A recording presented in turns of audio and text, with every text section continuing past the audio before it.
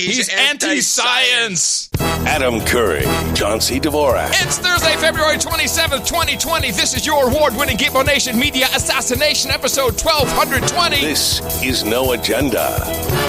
Protecting you from the Kung Flu and broadcasting live from Opportunity Zone 33 in the frontier of Austin, Texas, capital of the drone star state. In the morning, everybody. I'm Adam Curry. And from northern Silicon Valley, I'm looking out at the weather. I'm wondering, where's Mr. Rogers? I'm John C. Dvorak. It's Crackpot and Buzzkill in the morning. Not much improvement, but there you have it. No. It's a beautiful day in the neighborhood. For those of you who don't know what happened because you're listening to the podcast, we started over. But that's we do this live stream in the morning. Well, we have the noagendastream.com is 24 hours a day, 7 days a week. And about an hour before the show, Darren O'Neill typically will jump in. He'll do a whole show, get everyone pumped up, get everyone ready. Of course, I'm set up in the studio, and I'm doing this clips. I'm prepping. I'm not paying much attention to everything. And I'm like, okay, it's I got about 20 more minutes. Let me see where Darren is in the show. And I open up the stream to listen to it, and it's dead. I'm like, oh, man. So I think my volume's dead. Dead air on our stream? Well, so I think my volume's dead. So I do one of these where you turn up the volume on the computer, and I hear it coming back. I hear like an echo. Like, what's going on? I'd captured the stream for like an hour and a half, and people just listening to, blings and blongs and mainly silence. It was very odd. Well, what? Whoa, huh. So somehow when I set up the stream, I guess I clicked it on or something. I don't know. No idea. Oh, you screwed it up. Of course I screwed it up. Oh, that makes sense, yes. Because that's why I screwed up the opening in the first go-round. Ah, yes, as long as we can blame the guy with Tourette's. Yeah, I know. That's fine. By the way, that song, the Burning Down Milwaukee, is really a dynamite tune. Oh, yeah, that's going to be an end of show mix. Fantastic. It's just a solo. It's so long. It's very long. It's a full production. Yes. Well, we don't mess around here. We got tons of producers, thousands of producers here on the No Agenda show. Don't criticize their weight. Come on. Be nice. I think because so much has happened since Sunday, before we get into anything, we need to revisit the bogative Russia is meddling to help Donald Trump win, which is now off the radar already because of the debate and coronavirus, etc. But you recall, won't stay. No, but you recall that we played two clips of the breaking news. The two authors of the New York Times piece, Maggie Haberman. Is it Haberman? I think it's Halberman. No, it's Haberman. Anyway, yeah, I think it's Haberman. And Adam Goldman. Maggie was on CNN. Goldman was on MSNBC, and just breathless and oh my God, it's happening! And the Russians are trying to get him to win. Ah! And I think we pretty much laughed at it and said this sounds like a bunch of bull crap. And lo and behold, not one day later. None of this is really cut and dry, Alex, and it is complicated and it is nuanced. What we are hearing from three national security officials is that Pearson... this, by the way, is CNN, who, of course, were part of the problem. May have overstated the extent of the U.S. intelligence as it relates to Russian interference. She said that Russia was interfering in the 2020 election with the goal of trying to help President Trump's re-election campaign. Now, those three national security officials tell us that this is actually what the intelligence says. On the one hand, that Russia is indeed interfering in the 2020 election, and secondly, that Russia views Trump as a leader that it can work with. But the U.S. doesn't yet have the evidence to actually conclude that Russia is interfering in the election because of the fact that they view Trump as a leader they can work with, because they have a preference for President Trump. Now, one official said that Pearson's characterization of the intelligence was misleading. Another official said that it lacked nuance. Now, we know, Alex, that after the 2016 election, the U.S. intelligence community definitively concluded that Russia did indeed interfere in the 2016 election in order to help Trump get elected. But that information, we should note, was based in particular on a high-level Kremlin source that the United States actually relied on, and the United States doesn't have that source there anymore. That source was extracted and brought back to the United States. And so now the United States doesn't have that information as of yet to conclude conclusively that Russia Russia is interfering to help the United States. It's not a stretch, of course, to say that perhaps that is ultimately what Russia will be doing as it looks to interfere in the 2020 election. But as of yet, the U.S. intelligence community has not made that conclusion, according to those three national security officials who me and my colleagues spoke with. So a lot of word salad there. Instead of just saying, I guess we shouldn't have believed the New York Times, who were so breathless to let us know that this was a fact and this was true and this was happening. It was breaking news. Brolf was all over it. But I think this is also untrue. Shelby Pearson, who is a career type of person in the intelligence field, was brought in by Dan Coates, I guess. So she's been around for a while. So she apparently overstated what was going on. I don't believe that. I think that Adam Schiff, because he's the one that usually leaks this stuff, that he took the information and overstated it to the New York Times. And I base that upon a January 22nd interview on NPR with Shelby Pearson. And the way she rattles this off, and you can even hear little pieces of it. If you recall, Adam Goldman did mention China briefly in his report. I think this is pretty much how she briefed the intelligence community and the oversight committee. Will the 2020 elections be secure from interference, either foreign or domestic? Yesterday, I asked Shelby Pearson. She is the first ever intelligence community election threats executive. She was appointed by then Director of National Intelligence Dan Coates in July of 2019.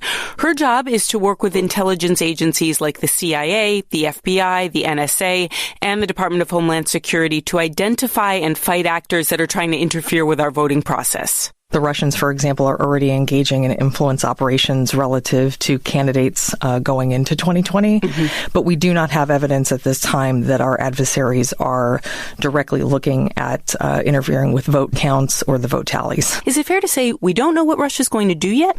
I think that is a fair characterization. And I would also say that this isn't a Russia-only problem. We're still also concerned about China, Iran, non-state actors, hacktivists, and frankly, certainly for DHS and FBI, even Americans that might be looking to undermine confidence in the elections. After Russia interfered in the 2016 election. What's that? What'd you say? Yeah. With advertising. Certainly for DHS and FBI, even Americans that might be looking to undermine confidence in the elections. After Russia interfered in the 2016 election, there was this push for transparency about attempts to influence our elections. Pearson told me she's walking a line between not wanting to frighten people, but also wanting to keep them informed. Transparency enables resilience, and sunlight is the best disinfectant. So the more that we talk about the threat, potentially more we empower voters to understand this as merely a reality of today's landscape, and that despite all of those challenges, we're managing them, we're countering them, and they should vote. And I listened to the whole 15-minute interview. She sounds pretty level-headed. She doesn't sound like she's some kind of nut job. I'm pretty sure that someone on the Intelligence Committee, and I'm just going to say looks like Schiff would be the obvious one, it just took some of those words and made it his own and gave it to the New York Times. He's a creative guy. Yeah. He wrote he even wrote some screenplays. He's a fiction writer. This is true. He is a very creative guy. Maybe before we go into the humorous portion of the show, which would be the most recent debate, because let's face it, somebody heard our message and they made the show not boring anymore. I appreciate that. They made it. Well, it's not boring, but it's also, most of it was unlistenable, which I have a clip to prove. Let's just talk about the Kung Flu for a second. It was Kung Flu fighting. Your podcast was talking about the economic ramifications of this 5 weeks ago. I hope people put puts in or whatever you do to bet against the market, because right after the Sunday show, Monday and Tuesday was interesting to watch what happened with the financial markets. And for sure, exactly what we talked about is starting to happen. Travel is in fact, my brother-in-law got let go from Expedia. They're losing a lot of money on just quick. Real quick, like woof. That's the thing that's bad about it. And you got to know. You got to know Barry Diller. Wait a minute. This has been going on for a week, and I'm done. What? Exactly. But we have so many. Let's first talk about the lethality itself. And I think the biggest problem we have here is this testing. And I'm not even sure if there's a real test yet. All the testing I see is, basically pointing a digital thermometer at someone's head and say, you're good, you're no good, pass, no pass, which, by the way, is a good precursor to a barcode. We're just getting used to it. Ooh. That's good. First thing I thought is, wow, they're scanning us like pets. Like, hey, where's your chip? So that was kind of my first thought. Because really, and I'm just looking at pure data. I know. Could you just not ring the bell? All right. I'm getting people complaining about the bell more than the lip smacking. I don't blame them. And so every time you go, I'll do that. So stop it. Pissing me off with it. So why? Because it's annoying. But I let you go because I love you. No, you didn't. You didn't let me go one bell ring. Wow. Okay. I'm done. Thank you. This is not a health crisis in my mind from all the data I'm seeing. And the data we're not seeing, but we shared with you on Sunday, is that this is killing older people who already have respiratory issues or immune deficiency issues, just like seasonal flu does. Now, this is not an influenza. It's a respiratory virus, but it is survivable the way the seasonal flu is survivable. I think we both agree on that. John? Yes, and I'm also going to take it further because JC has been looking into this because he has to work in the city besides stepping over poop. Yeah, which is in a state of emergency, I understand, San Francisco. Oh, yeah, no cases, but state of emergency. It's a scam. Somebody said, hey, you know what? If you just get declared state of emergency, you get all this money. Yeah. Oh, really? Yeah, that's pretty much it. And so our mayor declared state of emergency. So he says, for one thing, if you want to get tested for this thing in the United States, it's $3,000, no insurance coverage. See, there you go. That's info right there. So what are all these so-called tests for? Oh, I got tested. Oh, I got tested. In fact, they will pretty much deny you getting a test unless you want to pay for it. Mm-hmm.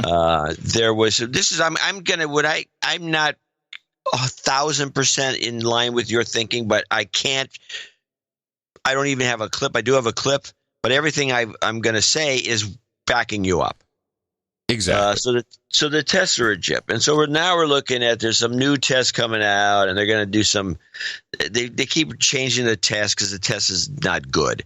And JC actually believes they're going to start testing in a fake way to get the market to kind of relax a little bit. And then we go to Europe. Now, Europe is either has a suicide pact with itself, or it's got another clue that's pretty much agreeing with you. Hold on. But before we go too far, because there's a couple of parts to the story. One is the actual lethality of what's going on. That seems to be quite low when it comes to the amount of noise that is being made about it and the measures that are being taken. And I just want to remind you, hundreds of thousands of people die in hospitals in the United States every year. 50,000 people die, 30,000 people die from gun deaths, of which the majority is suicide. What? I thought it was 150 million. 70,000 die of opioid overdose. So we're really talking very, very low numbers, particularly for something that has been out there for about 3 months, we know now. So this is 3 months. Yes, it's spreading. But of course, if you're testing everybody, and I don't know what these tests are, there's no mention exactly how that works, or if there's a real test that works well, yeah, you're going to find people. And then the media is doing the bidding of multiple agendas. One, I, from the beginning, thought that this was a Xi Jinping move to reset his market because they were already in trouble. The Trump trade tariffs was having an absolute impact. There's this whole secondary debt market on pieces of paper and IOUs, and they needed to let some air out. Similarly, it was fine here to let some air out of the market. This thing was exploding, clearly, I think, overinflated. just everyone's, it just can only go up, can only go up. A nice reset is desired. I think everybody was kind of looking for that. But also, what an opportunity to get rid of all kinds of crappy news. I mean, you've got companies saying, oh, bad numbers, it's all going to suck. We have CEOs resigning from big companies, although Bob Iger may not be related to anything business-wise. It could be something else, with the CEO of MasterCard, the CEO of Salesforce, just a lot of news that gets buried because of what's going on. And then, most importantly, we can blame Trump for not being prepared. That's the new one. That's what we love doing. Chuck Schumer came along. Oh, what an idiot. We need $8 billion. And now the news cycle is just filled with, he cut this to build the wall. So, I want to add to that. Mm-hmm. You have to add this part, which is very important. He appointed Pence as the head of the operation. And everyone's freaking Pence out. Doesn't know anything. He's anti-science. Yeah, exactly. Exactly. Even though, Joe Biden was in charge of big things, and that guy's anti-speaking right. It's just, no. Luckily, we do have some CDC people. We have the president's little spiel he did yesterday, which I think he made a strategic error. There should have been at least 2 people in lab coats. I do not understand why he, of all people, didn't do that. You got to have your lab coats. That's what gives people a good feeling. So he didn't do that. And, of course, the New York Times politicized it this morning, laughing. I got to read this to you. This for something that apparently is going to kill us all. Trump's coronavirus strategy: stay clean, wash hands, avoid friends. That's the headline in the New York Times. And this is written by Katie Rogers. She must really hate the president. He says, Mr. Trump's self-declared germophobia is well documented in his 2004 book, How to Get Rich. He detailed what he called a personal crusade to replace the mandatory and unsanitary handshake with Japanese custom of bowing. And it's all about, his stance on combating illness as president has in some ways matched how he behaved as a private citizen. Keep them out of here, he wrote on Twitter in 2014 about an American aid worker infected with the Ebola virus. So nothing actually about what went on except bitching at the president. And then the funniest thing, in the same article, answers to your most common questions. How do I keep myself and others safe? Remember what the headline was and the big laugh? Their answer, washing your hands frequently is the most important thing you can do, along with staying at home when you're sick. So they went out of their way to do this, to politicize this. And, of course, they have their own reasons because Trump is suing them. But the CDC did one of those phone calls where reporters could call in. These are typically much better than any press conference. And here was the specific question to a 25-year member, employee of the Centers for Disease Control. Thank you very much for doing the call today. There has been some political back and forth now that Democrats are accusing the president, which essentially means the administration and everything that falls under that, as being ill-prepared for coronavirus, requesting too little of amount in terms of their request for $2.5 billion. Do you feel that we are ill-prepared from a financial standpoint? I know you are a clinician, and I don't want you to get too much into politics, but do you have what you need to do your job? What I can say from my perspective is that I've been at CDC for 25 years, and that if you asked public health officials over the course of that time what they feared as an expectation, it was something exactly like this. And so the idea that we might have a pandemic of influenza or a pandemic of a respiratory viral infection is something that we've known about and have been planning and preparing for. That's why we at CDC have been exercising with our state and local health departments.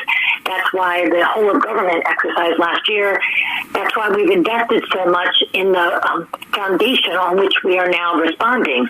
But that being said, we are never going to ever be able to be so completely prepared that we're prepared for any inevitability. we always are going to find that diseases surprise us and that there was some consideration that is slightly different from what we planned for. So have we made a lot of progress in the 25 years I've been here? Yes. Are we better prepared today than we were 20 years ago? Yes. But are we completely prepared?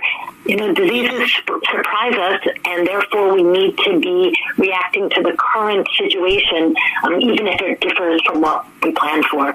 So, pretty normal. We're prepared. This is all bullcrap. They weren't prepared for the sound system. I even tried to EQ it a bit without much success. Now, why has this thing not been actually called a pandemic yet? Because that's what everyone's talking, pandemic, but no, it's not a pandemic. The World Health Organization calls it a public health emergency of international concern.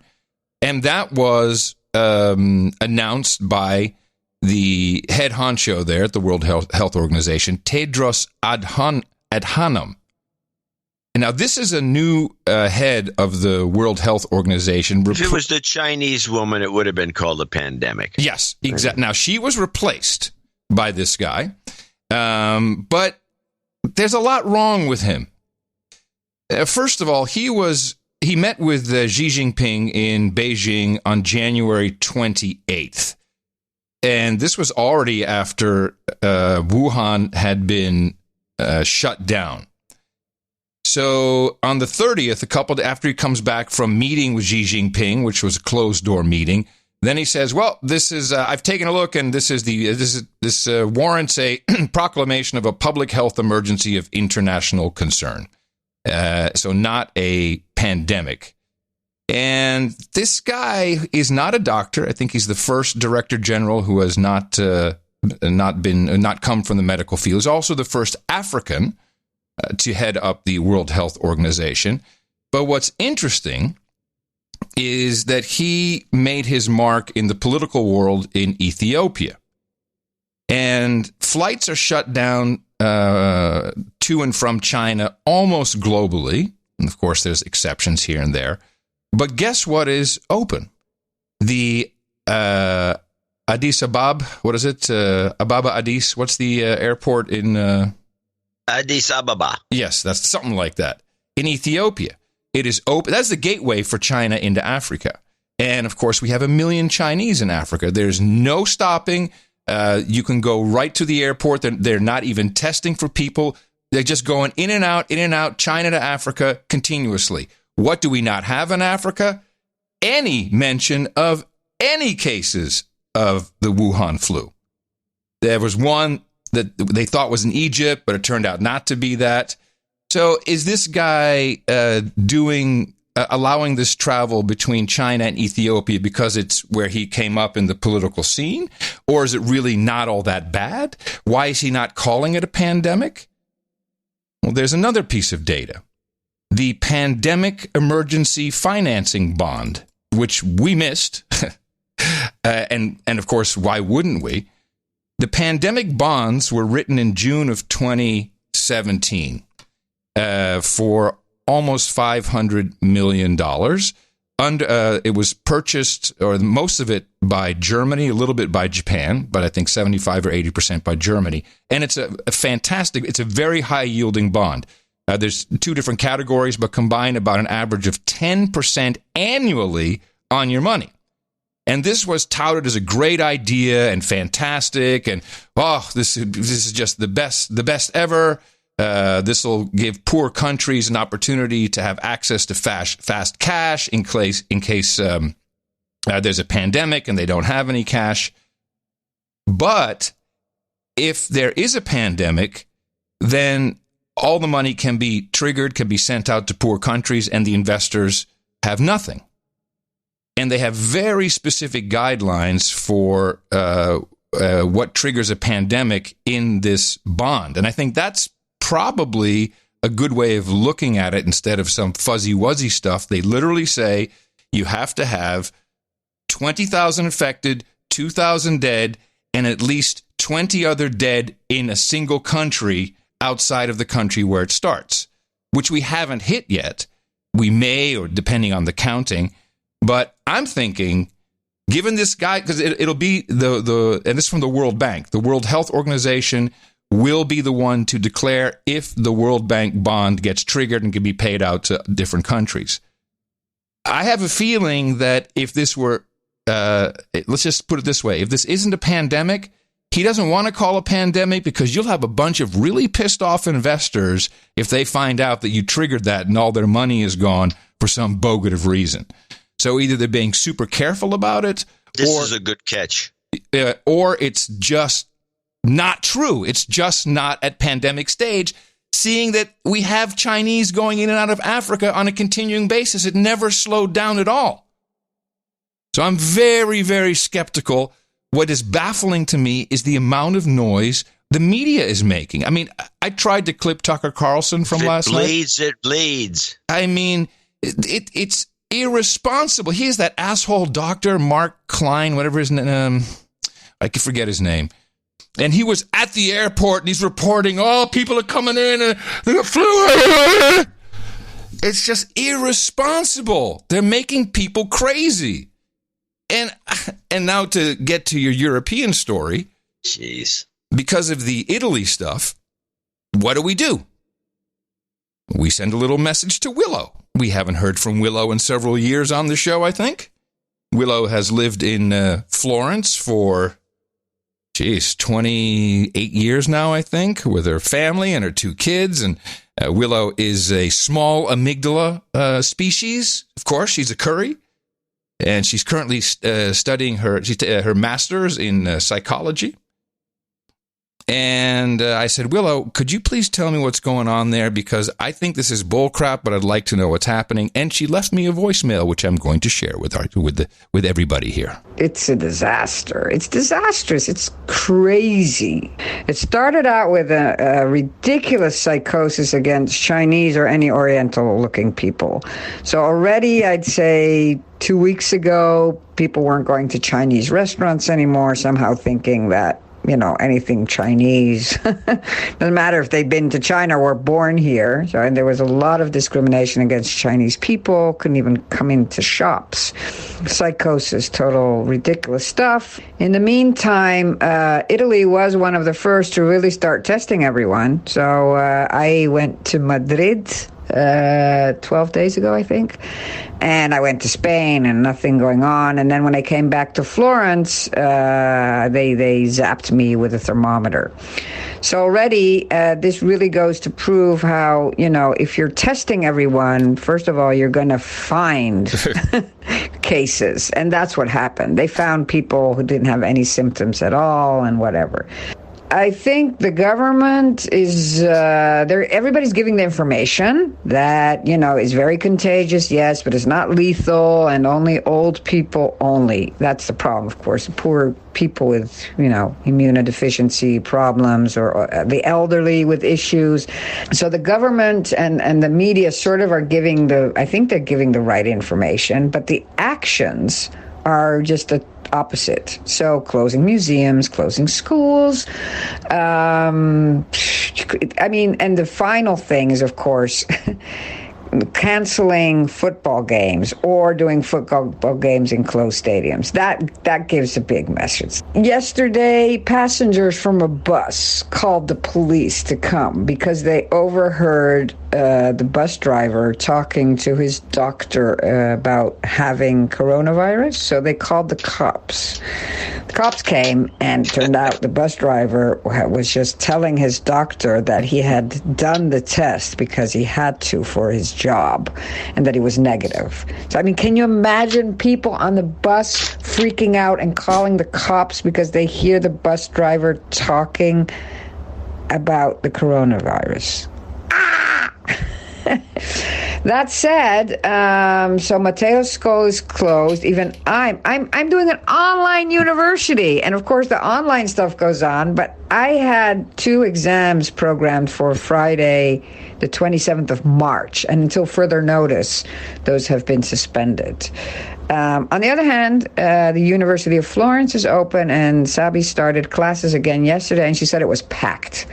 So, and then you hear stories about supermarkets raided in Milan, and even here in Florence, people are hoarding, and we don't do this stuff. We just go. We're trying to go to as many Chinese restaurants as possible. Alessandro's doing his usual shopping at the Chinese junk store, so we're trying to contribute to normal life. Of course, I'm a remote worker, so I'm not really touched by any of this. But even if I were, I mean, we're treating it normally, but unfortunately, the sheep are just going behind what everything's happening. So, I think that the human species, through entertainment, movies, etc., has been primed for this response. We have been primed, the Netflix, by coincidence, had that pandemic movie a couple of months ago, but there's been numerous, types of entertainment products that talk about this. You can go back to, the Trips disease, Stephen King. Somehow we were so ready for this, and the media, as you said, if it bleeds, it leads. It's just seeing the results. All you got to do is throw some fear in there. Boom, you get Fox News now has 4 million viewers. It's insane. And they're doing a lot of this fear-mongering. So for the small amygdala possessors amongst us, really do not believe all this. And why countries and cities and municipalities are taking these steps to really ruin economics is beyond me. I mean, I understand why the Chinese Formula One Grand Prix. Well, yes, part of that is Trump. I totally agree. But, Japan just said school is closed until April. The Pope, this is a great one, by the way. The Pope canceled a Vatican event because he was sniffly and had a bit of a fever after touching hands and kissing heads at Mass. Now, how cool. I mean, I don't want anyone to die. But man, would that be a big one if they could get the Pope to die from this? Oh, bam. And the guy's prime candidate. He's old. You're up there. You get a respiratory disease. It could be pretty bad.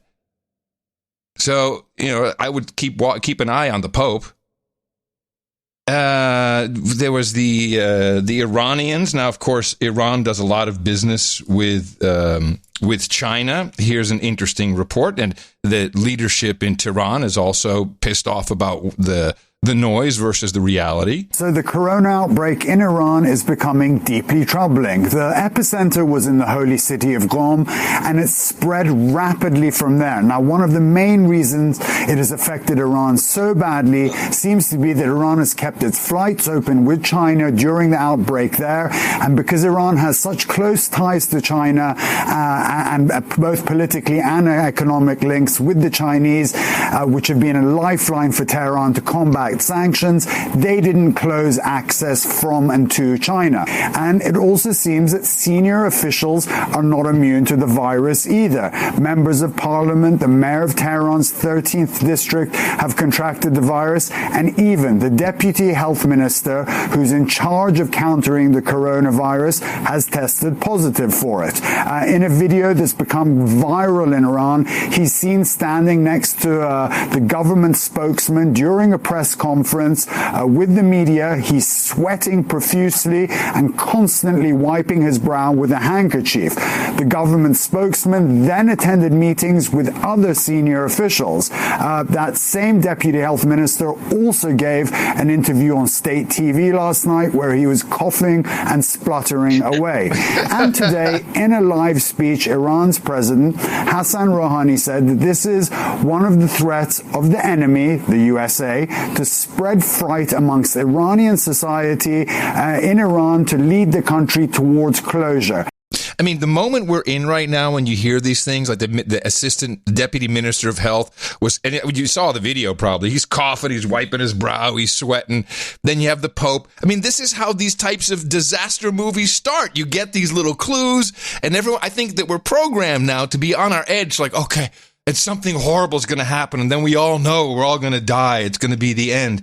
Here's Fox News' Tucker Carlson. The other thing, a guest. How would it get out of the lab? Most people would think, well, a technician got infected through poor lab procedure and then walked out on the street, infected his family and friends and so forth. But there's another way it could have gotten out of the lab, because we know that in China, some researchers, not all, but some researchers have actually taken their lab animals after they're done experimenting with them, after they've been infected with various viruses and so forth. If the lab animals aren't dead, they take the bats and the rats and the snakes and everything to the local fresh meat market and sell them on the fresh meat market to make extra money. So the virus may have passed to human beings by that means through the avenue, the vector of someone's stomach. I can't wait to drive by our Asian place after the show, see that no one's there. People believe this. Oh yeah. They sell their lab animals to the market, and that winds up in your Chinese meal. Come on, people. The only other thing... Chinatowns are supposed to be deserted. So there's two other things, and I listened to DH Unplugged, and I don't think you guys brought it up, although even after I tried to calm Andrew Horowitz's fears at our dinner in Delray Beach, he's kind of going off about the flu. He's kind of into it. Yeah. You know, he's kind of bought into it, which is fine. But from the financial markets perspective, for a long time, there's been talk about a financial reset. This is kind of conspiratorial, but China's been buying up all this gold, and the theory goes that we'd all kind of have equal amounts of gold, the U.S. and China, and maybe we throw some other countries in there, and then we reprice all the currencies. And, everything goes down. It's a reset somehow. Max Kaiser is really big on this financial reset idea. So that could be what's in the works. I don't know. Personally, I think, within about a month or so, markets will start zooming back up, and it'll all kind of be over, and we'll forget about it. Maybe some other fantastic piece of news will cross our paths, and it'll drown into the background. But the only thing, and this is what we started with 5 weeks ago, from a financial standpoint, this is for the economy, it's a huge problem. On the other hand, as I think I laid out a couple of shows ago, there's a lot of good that has come from what Trump did when he first came in, namely the Trump tax cuts. An example is a buddy of mine works at Micron. They make chips. I don't know who they sell to. And everybody. And Micron 3.5-4 years ago, they were laying people off. Enter the Trump tax cuts with the repatriation of the overseas money. They opened up another fab. They're going to open yet another fab. They can't hire people fast enough. And that's because people will no longer want to do business in China, or even maybe India for that matter. Although I think Trump has tried to, keep that from dissipating, that relationship. But there's good things that could actually, if this was, Trump anticipated something like this, and he gets this magical coronavirus after all the steps he's taken against China, we're in a pretty interesting spot in the United States. I just don't know if this financial reset is something that anyone's angling for. And I have a question for you. Is this the tipping point for the bond market that you've been looking at for several years? Bonds seem to be strong. Okay. So not yet. I don't know if that's ever going to... I mean, that whole thing is got me... That's the most annoying thing about the market in general, is this bond collapse has never happened. A couple it's annoying. Clips. Annoying it hasn't collapsed yet, damn it. Yes. So it's like there's two extremes. There's the Asian extreme, which is this clip, Olympics to be canceled. Oh, yes. Oh, man. About that. Completely canceled. Wow. And the Japan Times, which is got an interview with Dick Pound, who is the longest standing member of the international... What's the guy's name? Dick Pound? Dick Pound. And the Japan Times, which has got an interview with Dick Pound, who is the longest-standing member of the International... And he's the longest... Come on. Dick Pound is the longest-standing member. Are you kidding me? I wasn't going there. And the Japan Times, which has got an interview with Dick Pound, who is the longest-standing member of the International Olympic Committee, the IOC, and he is warning of a possible cancellation of the Tokyo Olympics, no less. He's arguing that measures now need ramping up in terms of this coronavirus outbreak, in terms of security, food, the Olympic Village, the hotels. And if those measures do not go ahead, Stuart, then you are probably looking at a cancellation. That's a quote from him. Another quote from him, this is the new war and you have to face it. This, of course, with 4 deaths in Japan from the coronavirus. And, of course, one US publication you found looking at the story saying a reserve fund, if you like, could actually cushion the blow if the games are not able to go ahead. Well, this is the US magazine Fortune, which says there's around $900 million to help finance global sports. It's pointing out that a number of global sporting events and Olympic qualifiers, specifically in Asia, have already been cancelled because of coronavirus. Now, if there was a cancellation, Dick Pound is saying there is still, to get to that point, there's still 3 months to reflect on that. If it did happen, it would be the 4th time since, when was it? The First World War, there was a cancellation, and twice in the Second World War. Huh. This is going far. That's yeah. Well, you know, the NBC's got to be concerned about that. They got the contract. Yes. And then we have this curious EU response to the coronavirus, which I found to be, based on everything else, discrepant and interesting. They met in Italy, now the epicenter of the coronavirus in Europe, trying to coordinate the response to the disease. While taking measures to block the outbreak, Europe's health ministers decided against canceling all major public events and against shutting their borders. We've decided to apply a set of common principles in the next days, weeks and months, principles based on good cooperation and mutual assistance. And we have decided that it's unthinkable to even consider closing our borders. Such a measure would be inefficient. While China has applied drastic measures to stop the outbreak, imposing lockdowns on tens of millions, Europeans say that closing their borders, imposing ID checks or examining travelers will not stop the disease. Scientists say it can still slow its expansion. Controlling the flow of travelers can slow down the spread of the disease, but I believe it can't stop it altogether. Since the latest spate of infections in Italy, COVID-19 has reached new countries, Switzerland, Croatia, and Austria, through people who had traveled from Italy. Germany, France, and Spain have declared new cases. Yeah, that's interesting in light of an article I saw just this morning about Euroland, where there's an increasing number of what we used to call migrants, illegal and asylum seekers traveling to the European Union. Well, now what they've done is they've there's a huge uptick. I'm going to read this from the article. Most of the increase is accounted for by a large number of applications lodged by applicants who are exempt of visa requirements when entering the Schengen area. So the visa-free applicants are mostly from Venezuela, Colombia, El Salvador, and Honduras. So if you want to go to Europe, you go to one of those countries and you just fly, and it's kind of like your ESTA visa. You just fill out a form and you're good to go. So there's no border security at all for this if they think they need it. Yeah, well, there's that. Huh. Well, we'd have to conclude from this exposition that this is a much ado about not much. Right, but it is hurting lots of people and businesses because of the media hype, and I think that's it's egregious.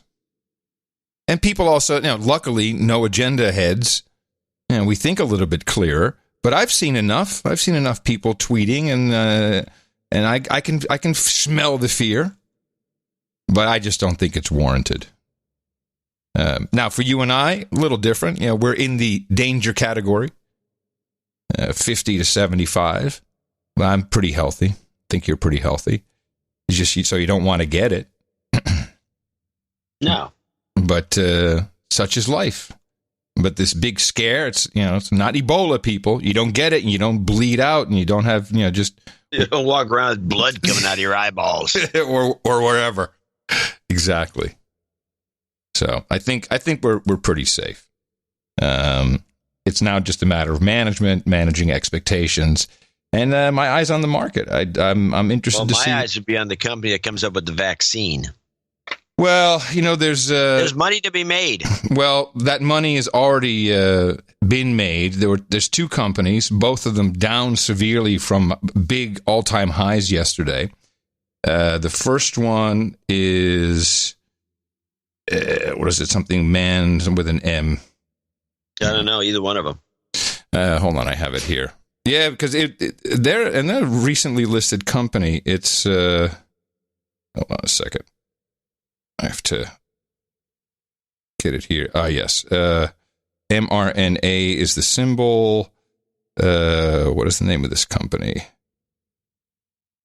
It's Moderna. There you go. Moderna shot up from, where were they, like at $16 or something, shot up to 38. Today down to 26. And the other one was, and I followed this because I heard the tease from no one less than Larry Kudlow. I think I have the clip. Yes, he was on CNBC. But I'm not at all convinced that we can't get hold of what we need here in the U.S. We have stockpiles. We also have the capacity to produce more in all these areas. I'm no expert in this, but we've seen some of these biotech companies, Gilead being one of them, probably coming up with a vaccine in a much shorter time than people realize. Now, Kudlow is full of shit here. Gilead is not working on a vaccine. Thank you. Now, let's update on various aspects of this story. First of all, Gilead is in, the late stage testing of a virus drug? Yeah, they are remdesivir, which was originally brought out to treat Ebola, but they've shown in studies that it can be quite effective, they believe, against coronavirus. They're now going to test human tests mainly in China and Asia. 1,000 patients. They're going to be put on 5-day and 10-day dosing regimes, and they're going to monitor the patients after that for 14 days. This is lightning fast. We talked about this yesterday. Normally, this is such a long, drawn-out process. They are on a fast track. Yeah. Okay, so Gilead also down sharply today after all this news. It's not a virus. It's a retroviral, which might be able to help you. And our experience from... you have AIDS. Yeah. Our experience from doing this show and these types of pandemic scares is that I can list you the stocks, Novavax, there's all these little biotech companies and people get all excited and then, we're going to have a vaccine. But we know a vaccine takes a year and a half is fast. That's about right. If you can even do that. So, I think that everyone gets all excited and then the stock price is zooming and then they all, wait a minute, it's going to be another year and a half. And there's just so little good information in the market, except for here. Sadly, you had to come to a podcast to learn that you're not going to die. That, of course, is why it's the best podcast in the universe. And so then, we talked about those CEOs. I've just found it very interesting that we have MasterCard, Salesforce. This is a lot of people believe, and I'm on board with this. It's the Veritas project. Yeah. They just came out with a video yesterday. Mm-hmm. In fact, the guy got fired. An ABC guy has been there forever. Yeah. Just got booted because here's the thing. He got fired for saying that ABC doesn't really care about the news. Yeah. Doesn't ABC, part of the giant entertainment empire called Disney, doesn't care that much about the news. And he feels bad about it. Isn't it interesting how they didn't fire the guy? Or I guess I don't know if he's fired. No, they fired him. Oh, I thought he was put on I thought he was. My understanding, he was fired. Well, could be. He's out the door. But yeah, I don't know how it all ties by together. By the way, I listened to that. Well, I didn't listen. I read the transcript. I'm not going to listen to that crap. It's impossible to hear it. Mm-hmm. But I read the transcript, and what I found interesting was that he felt bad about Trump not getting accurate coverage. Yes. And then but what really got my attention was that he himself claims that he is a full-fledged socialist. Well, I said democratic socialist, I think. No, he eventually said, I'm a democratic socialist, but in fact, I'm a socialist. If you read the transcript, he says he's a socialist. And I found it fascinating that we have both socialists running in the news departments of big major networks. And this guy was up there. Mm-hmm. And also a socialist with some sympathy for Trump. I just found the whole thing to be just kind of... Yeah, here's the quote. You're right. Are you a democratic socialist? Oh, yeah. More than that, I would consider myself a socialist. Like, I think there should be national health insurance. I'm totally fine with reining in corporations. I think there's too many billionaires, and I think there's a wealth gap problem. But my two favorites were, you can't watch Good Morning America, his answer. Oh, no, he said, you can't watch Good Morning America without a Disney princess or a Marvel Avenger appearing, which, of course, is, that's why they have the morning show, to promote their other Disney entertainment products. Yeah, totally. And what does he expect, actually? Yes. And people in New York are constantly, I think, fascinated by how can people like Donald Trump, cross the Hudson now and then. Come out and spend some time. You'll hear why. He's telling his own news colleagues that they live in a bubble. Get out of the office. Get out of the office once in a while. Yeah. Well, so I don't know the key word, of course, is resigning immediately, which is highly irregular for not giving even a day's notice. I'm out of here. Yeah. So I'm thinking more like a Me Too thing or worse. That's what I was thinking at first, but then it's possible the Veritas thing is enough because he knows he doesn't want to deal. He's already got, his life is complete. He's set, yeah.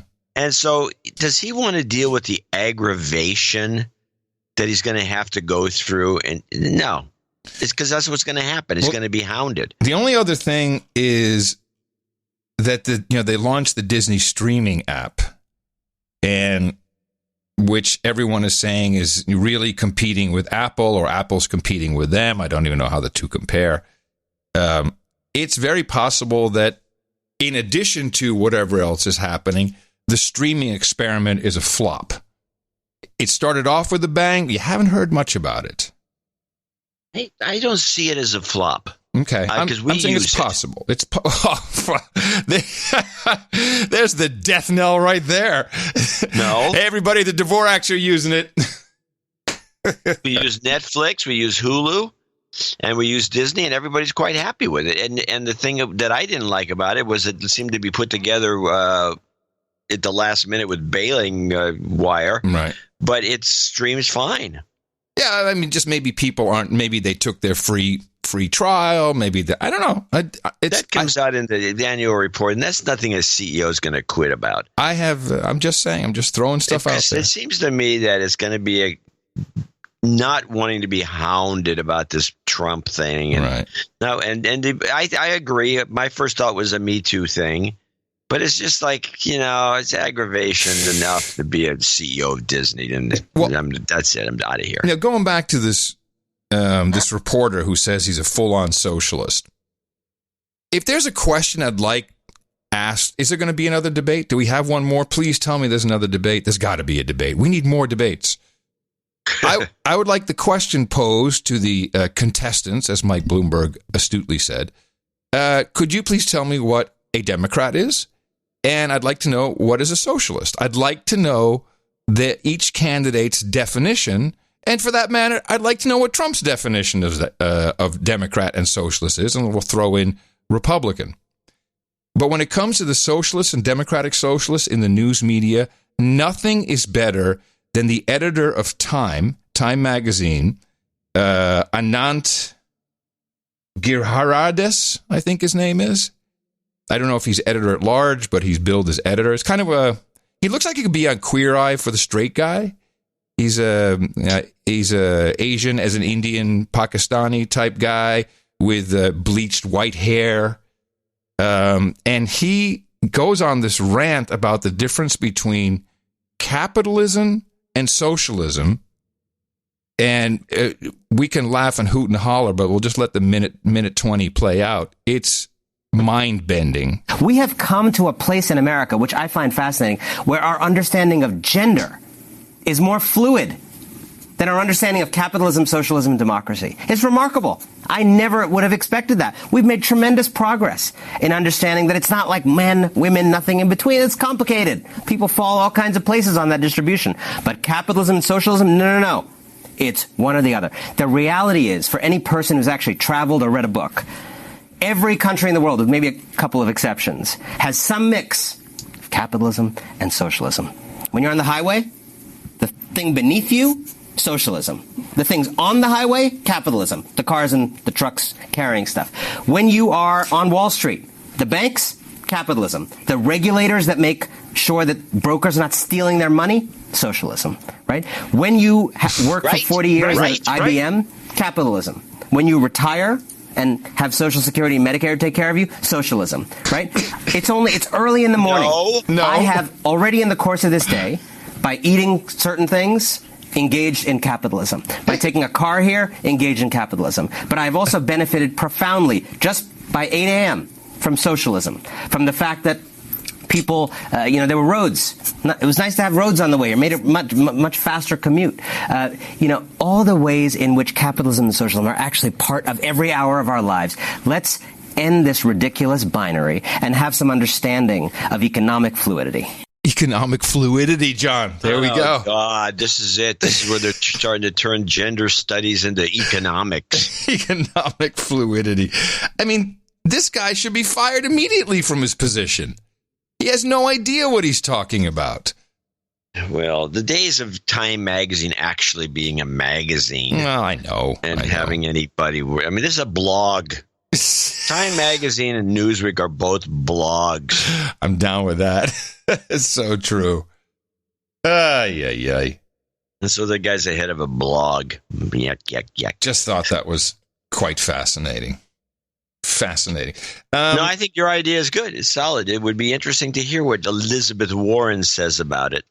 Man. And it'd be interesting to hear Bloomberg. Bloomberg was the only guy. We're not going to do the debates this second because I think we need a break after an hour of SARS. I'm sorry. I meant hey, everybody. MERS. Wait. I meant swine flu. Yeah, hold on a second. There you go. Hey, everybody. It's Adam and John here. Yes, this is the SARS Hour radio show. Woohoo!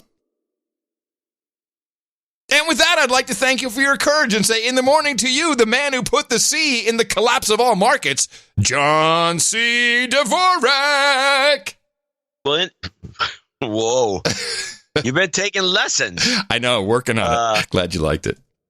In the morning to you, and in the morning to all the ships at sea, boots on the ground, feet in the air, subs in the water, and the dames in the nights out there. Yes, in the morning to all of our shills and trolls, or as Al Sharpton would say, trawls, the trawlers in the trawl room at noagendastream.com, who tried very hard to get my attention when I was pre-stream. I was streaming emptiness for an hour and a half this morning, but they were obfuscated.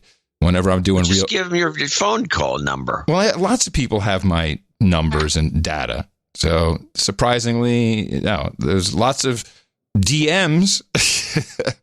Anyway, let's give a quick count, see how many trolls are in there this morning. We do the command for troll count, 1,048. Good to see you all there.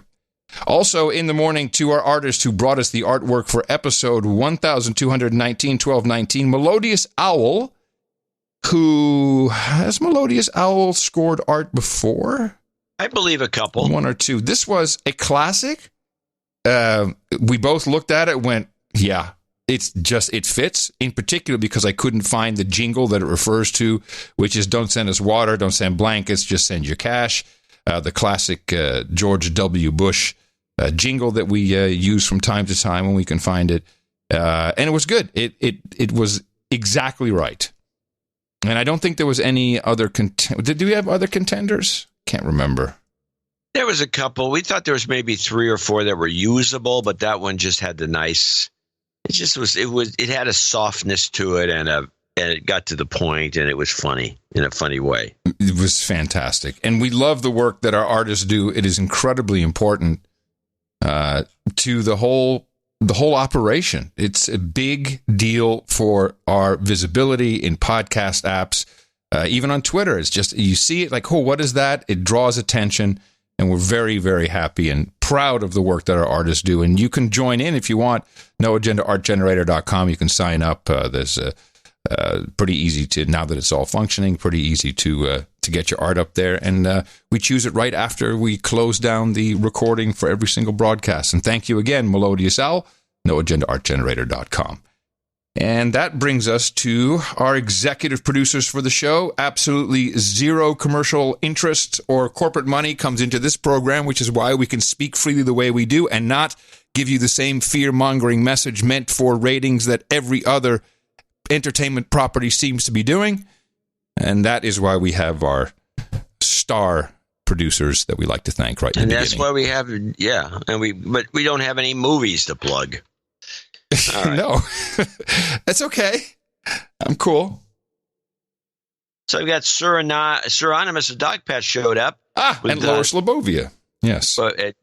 And with another coded amount, $1,318. Well, the 18 would be we never understand his codes, but the 18 would be maybe the Jewish code, but we're pretty sure he's Muslim. Oh, he's Muslim. Yeah. I wish I understood his codes. Did he write a note? He usually does. Yes, of course he did. Okay, good. By the way, did you notice, is your line 3 missing? Line 3? Yes. It is. I wonder what's supposed to be there. Hey, man, who's been doing my lines? So he writes his normal note. But, of course, this time he's got some he's a lot like Fugazoto in that he has stories to tell. Yeah, we love that. These guys are on the road. Yeah. on the run. I thought you were going to say on the run. They're on the run. On the lam, man.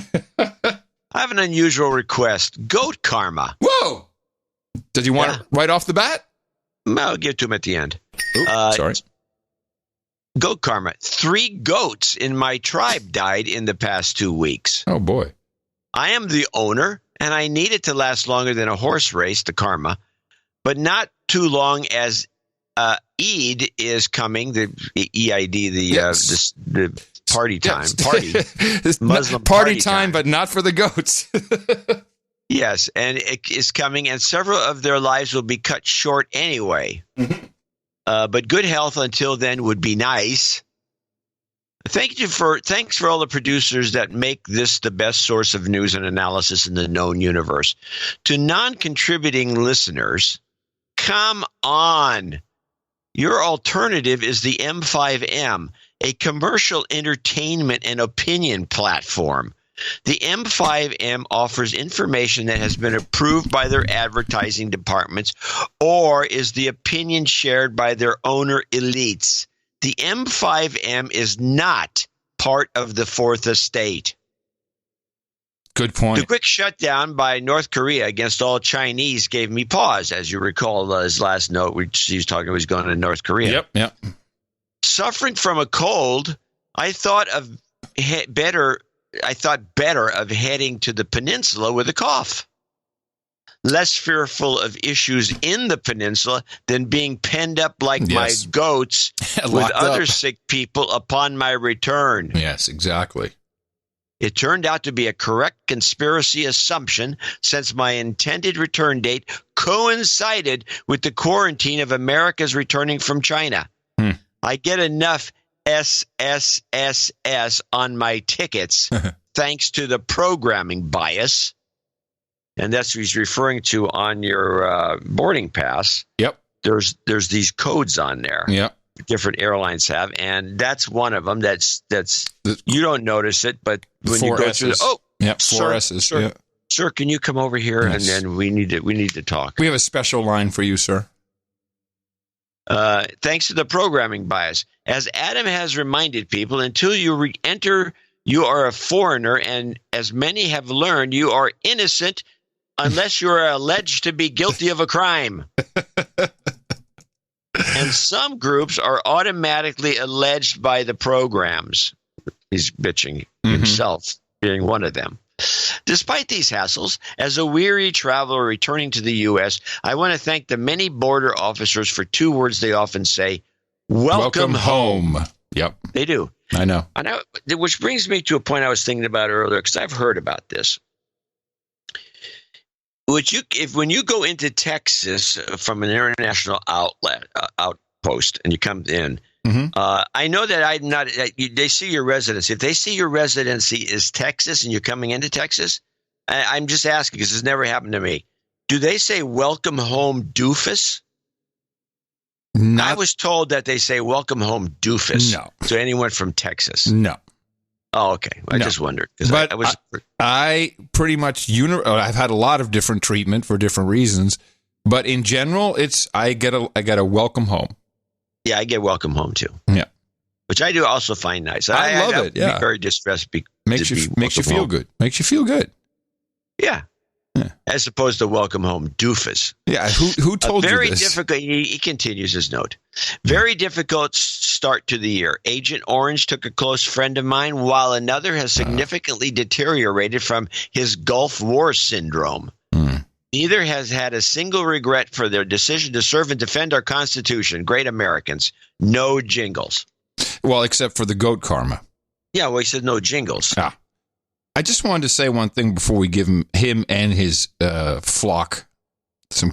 What is a bunch of goats? Is that not a flock? That's a herd. A herd of goats? Yeah, yes. I don't know. It should be. I don't know. Maybe not. Last night, the keeper and I wanted to watch Eliza Schlesinger on Kimmel. Yeah, I was going to stay up for that too, but I went to bed. Well, so she was second guest, which means first you get the first guest, and then you get the second guest. Is if she was the first guest, I would have watched. Yeah, well, so we bit the bullet and we were invested. Now, before they got to her, they had an ad break, which was 2 breaks, and in the middle they came back to the studio and they did a native ad acted with Guillermo and Kimmel for D's Nuts. The total block of time, because we rolled it back and we looked at the time codes, was 12 minutes. 12 minutes of ads. It's unbelievable. Wow. So either they're. So what did Eliza get? She didn't even get 12 minutes. She got one segment. Yeah, which is 5 minutes max, I think. Yeah. It was, I was blown away. Both of us were seeing like another ad and another ad, and there was a 60 and then 2 15s and a 30. Well, as you recall in this show, I'm always pointing out the native ads on ABC News, and Kimmel's on ABC. ABC is the king of the native ad. Yes, so they broke it up, these 2 blocks of pre-produced ads with the native ad. It's like either they're really raking it in, which I'm sure they are, but this is whorish. And by the way, if I were Kimmel, like I can't have a nice chat with Eliza Schlesinger, who's funny. She's going to be in a movie with Wahlberg. That's a big deal. No, it's probably not an ABC movie, probably not a Disney movie. So that's why not even a clip. Shut up. In fact, it's a Netflix movie. That's why. Yes. I would. Yeah, give her a short shrift. Get her out of here. In and out. 12 minutes. It's unwatchable, and all of it is stuff you don't want. A group of goats is called a tribe or a trip. Oh, well, that's what Sir Onimus said. He said, my tribe. I thought he meant tribe of goats. I thought he meant his tribe, like Unga Boonga. I don't know what he's talking about. No, it wouldn't be Unga Boonga.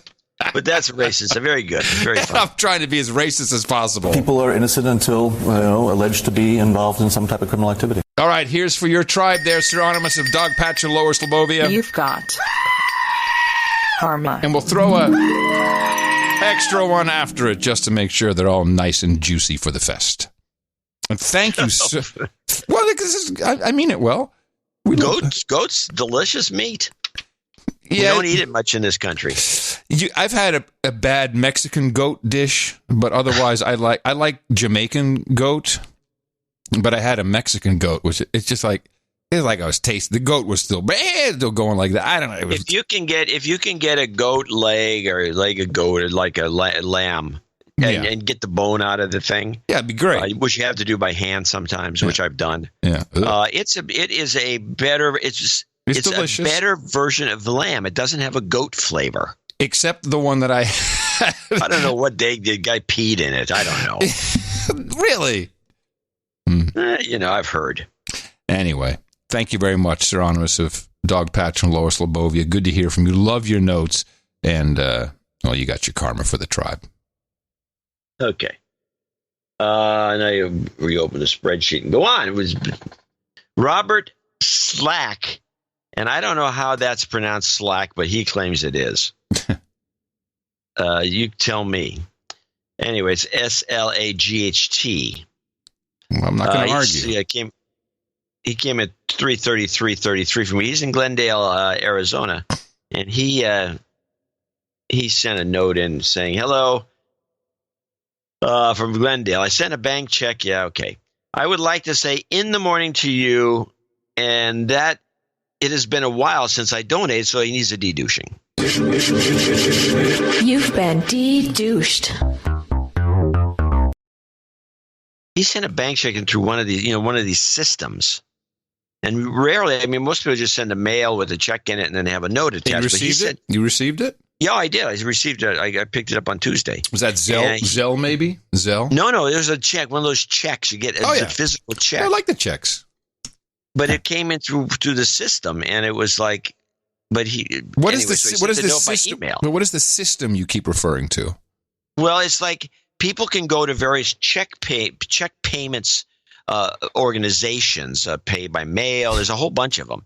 And you go through your credit union. You say, I want to make a payment to the No Agenda show every month or every week or every whatever. Can you set that up? And they usually have a system. It's like a time payment system that the banks put together. And then you get a check. We get a check. The No Agenda show gets a check in an envelope. Mm-hmm. That's printed by the bank. It's got the guys. It's not. They're kind of just one step removed there. And there's 2 or 3 of these systems out there. That one of them is this one company that consolidates. You get an envelope. Oh, yeah. 20, 30 checks. There's another one that has one check in it, which Chase Manhattan's notorious for. Each check, it costs them 50 cents to send it.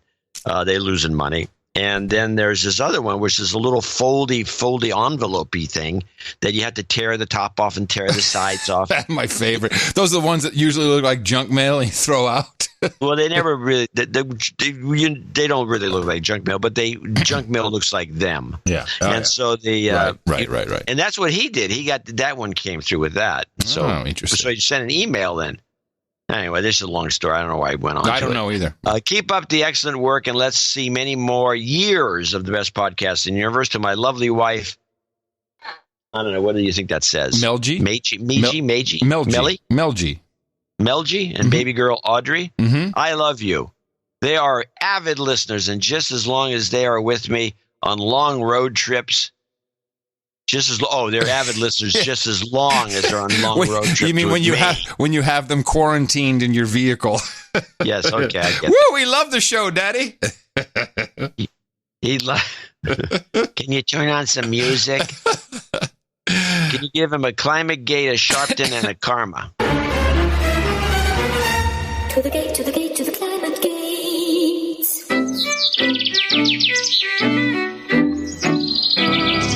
President Trump said that because of the killing of al-Baghdadi, that the world is a better place. You've got karma.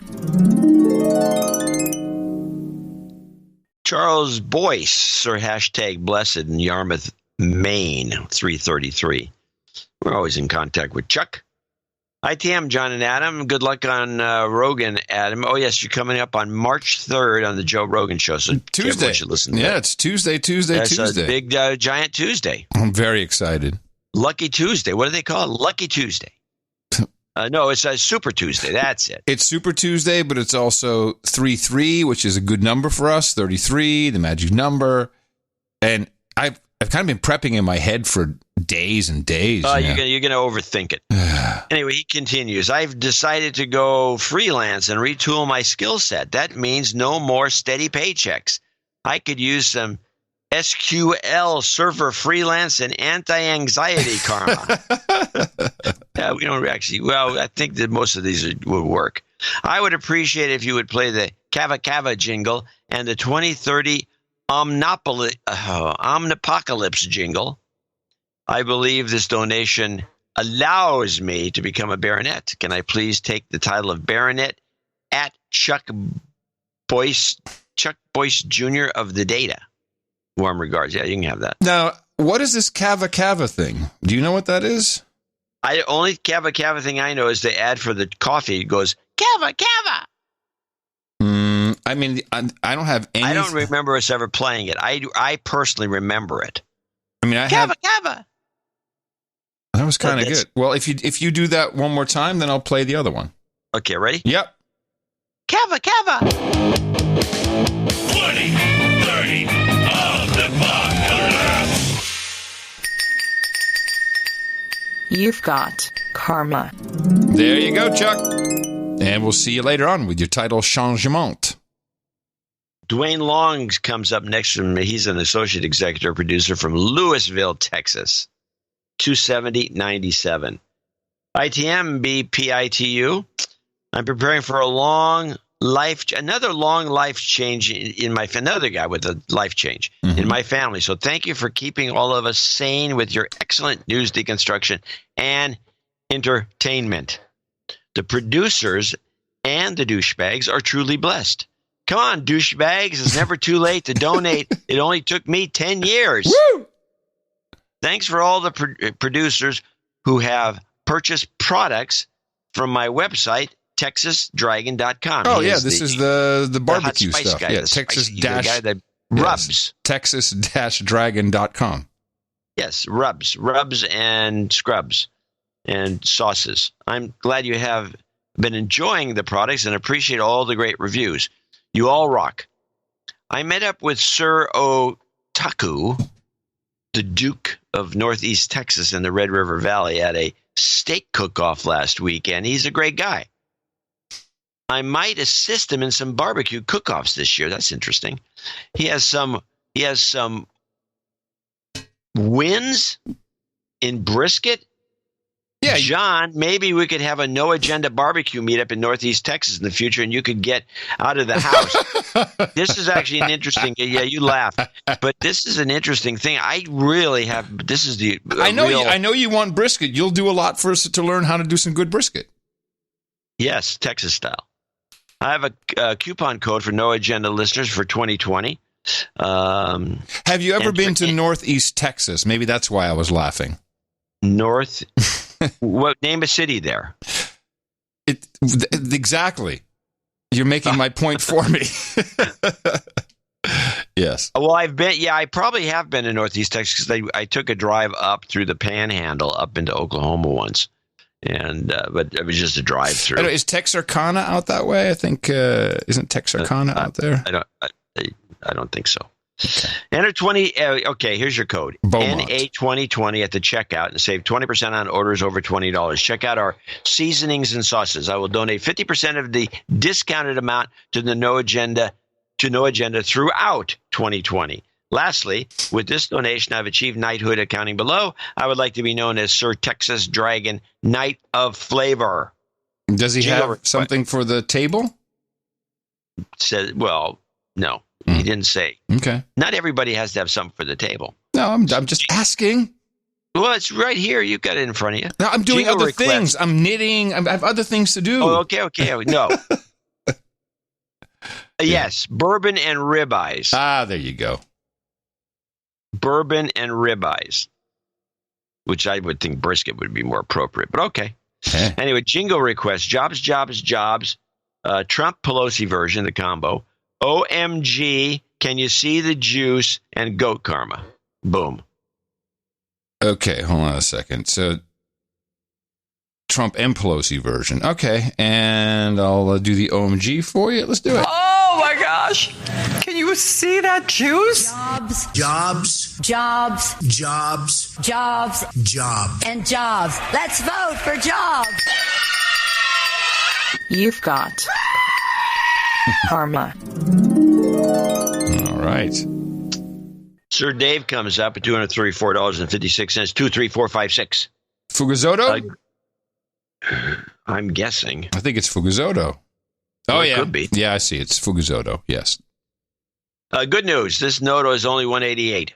And even better, I just found out that there's a Ministry of Interior app one can download that will make snitching on the scofflaws who are driving 160 kilometers per hour in the breakdown lane.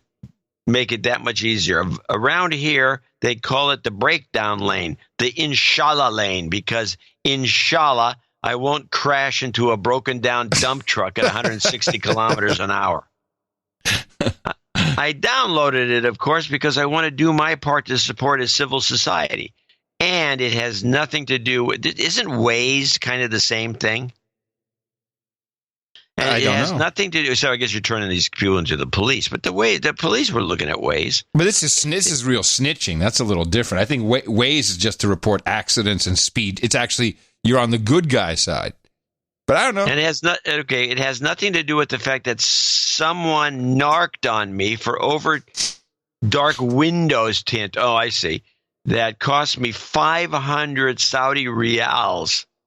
That's a fine for having a window tint that's too dark. We have that in California. You can't really darken your windows too much.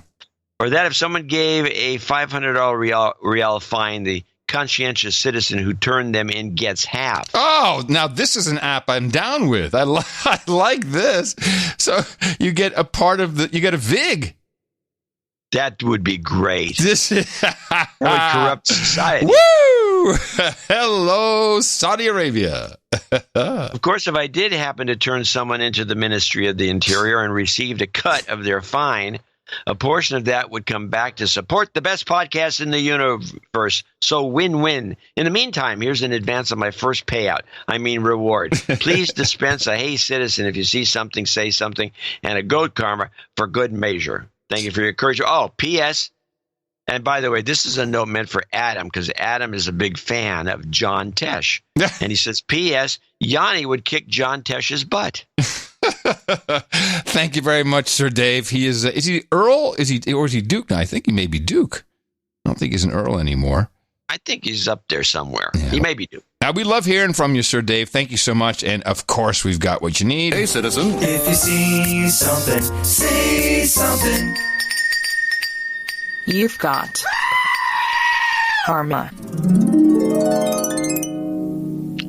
Matthew Scott's next, 21220 in Springfield, Missouri. That was the special donation for last show. Yes. This is my first associate executive producer donation. I'm now over halfway to knighthood. Oh, wait a minute. Oh, okay, so he's probably accumulated through cheaper donations. Yes. No jingles, no karma, but if Adam could please explain the best way for producers to submit end-of-show mixes, I would be grateful. And I'm going to put, you can do that at the end. I produced a track about 3 years ago and have tried a few times to contact Adam to get it into the end-of-show rotation, even using a pay-to-play method by sending it with a donation last year, but to no avail. I sent a separate email with subject end-of-show mix about bicycles in China in case Adam is able to get it into the mix, despite it being about an old topic. Sincerely, Matthew Scott in Springfield, Missouri. Okay. Yeah, thank you, Matthew. There is no pay-to-play. What likely happens, right? It's a fun idea, but no, there's no pay-to-play.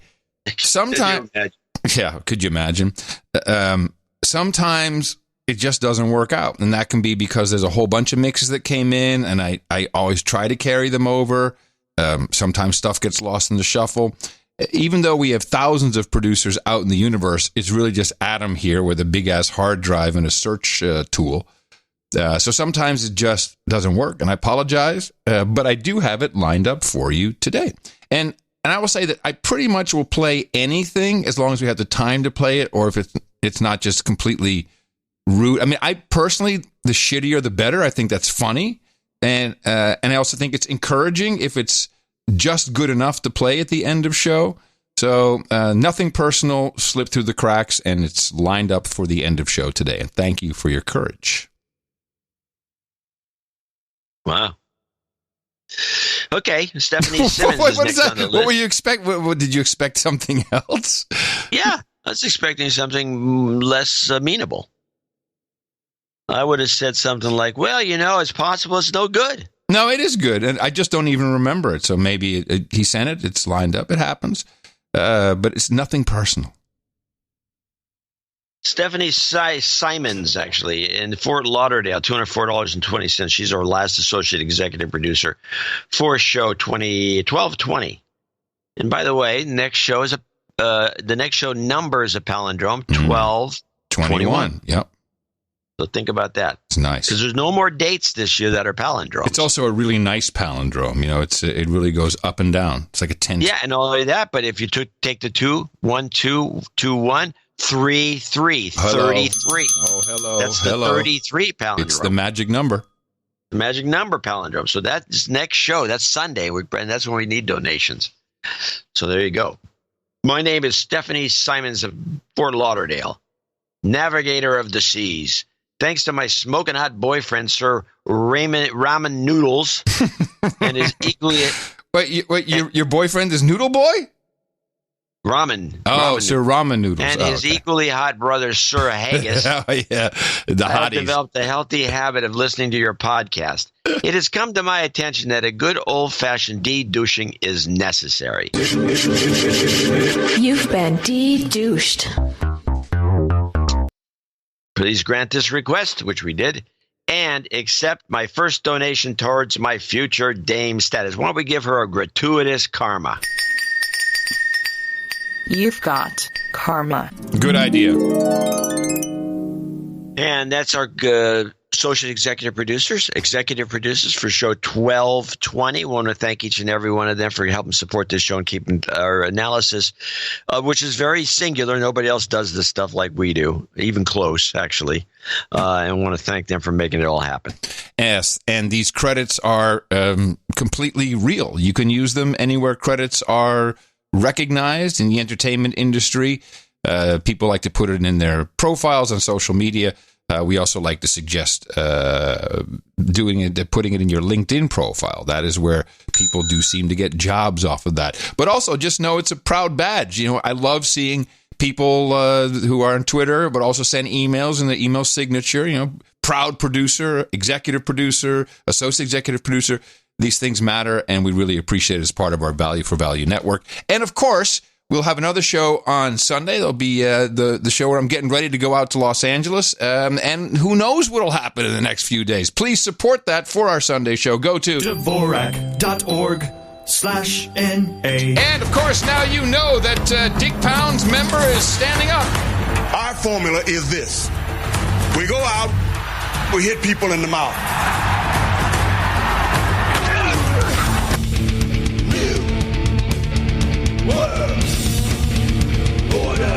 Shut up, Slade. Shut up, Slade. And I just want to make a quick little mention. Congratulations to Void Zero and his lovely family, his wife and his son. They have a brand new human resource, Felix. Felix was born is it 3, 4, 5 days ago? I don't even remember the exact date anymore. No complications. Mom and baby are doing fine. Steven's very happy with his new brother, and we could not be happier for the Void Zero family. Congratulations. As we say in the Dude Named Ben world, it worked. Yeah, congratulations. That's great. Isn't that nice? Well, debates. Debaterinos. Great show. I have a lot of clips. Most of them are very short. I have only one clip over a minute. I loved this show. I was entertained. Okay, well, if you love the show, I'm going to play the most annoying clip I've ever produced. Yeah. It's one of those clips that if I don't put this warning out in advance, you would bitch about it. Mm-hmm. But you can pre-bitch if you want. No, I'm not going to bitch about nothing. Now, this is essentially the entire debates boiled down into a 1 minute and 8 second clip. And I will say it could have been 10 minutes if I wanted it to be. Yes. Here we You go. have to allow the senator to respond. Can I respond to the question that Amy Senator used Sanders the word raised? alienating. Hey, Amy, that the United States government has Cuba, loved Nicaragua? for years. Look, That's what Barack Obama said. The only way we're going to restore American credibility. Only way. Do we think raising Let's talk about the minimum wage to a living wage? Do we think building the millions of units of affordable housing that we need? Do we think raising taxes on billionaires is a radical idea? Let's talk about what's radical about that plan. Reform Senator, is a radical idea. The things you just named. Do we think immigration reform? The truth is, named are the things we that the American. No, I was talking. Bernie, I was talking about. I would like program. Senator Sanders, we would like to bring Mr. Steyer in on this conversation. Mr. Steyer, and why I will defeat him. We got to open this up. Universal health care for Senator Klobuchar. Donald Trump's Bernie. You acknowledge that, but you don't have trade love letters. This is 2020. Mr. Vice President, living the Cold War. They're defending Senator Sanders. Whoa.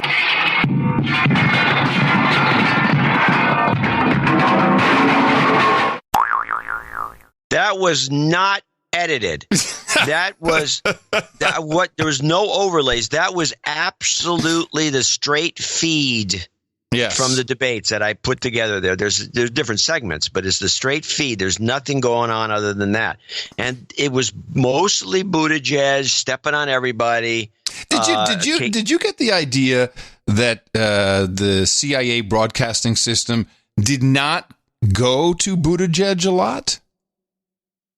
Kind of like leaving him out. I felt to me like he was a bit protected. They didn't ask him. I thought he got a lot less time than everybody else, and it wasn't really asked a lot of questions. Well, he was butting into everything. He was the worst up there, and it was not funny and lame when he did. Well, everybody was not funny and lame, I have to say. Oh, everybody was funny. They're only funny because they were doofuses.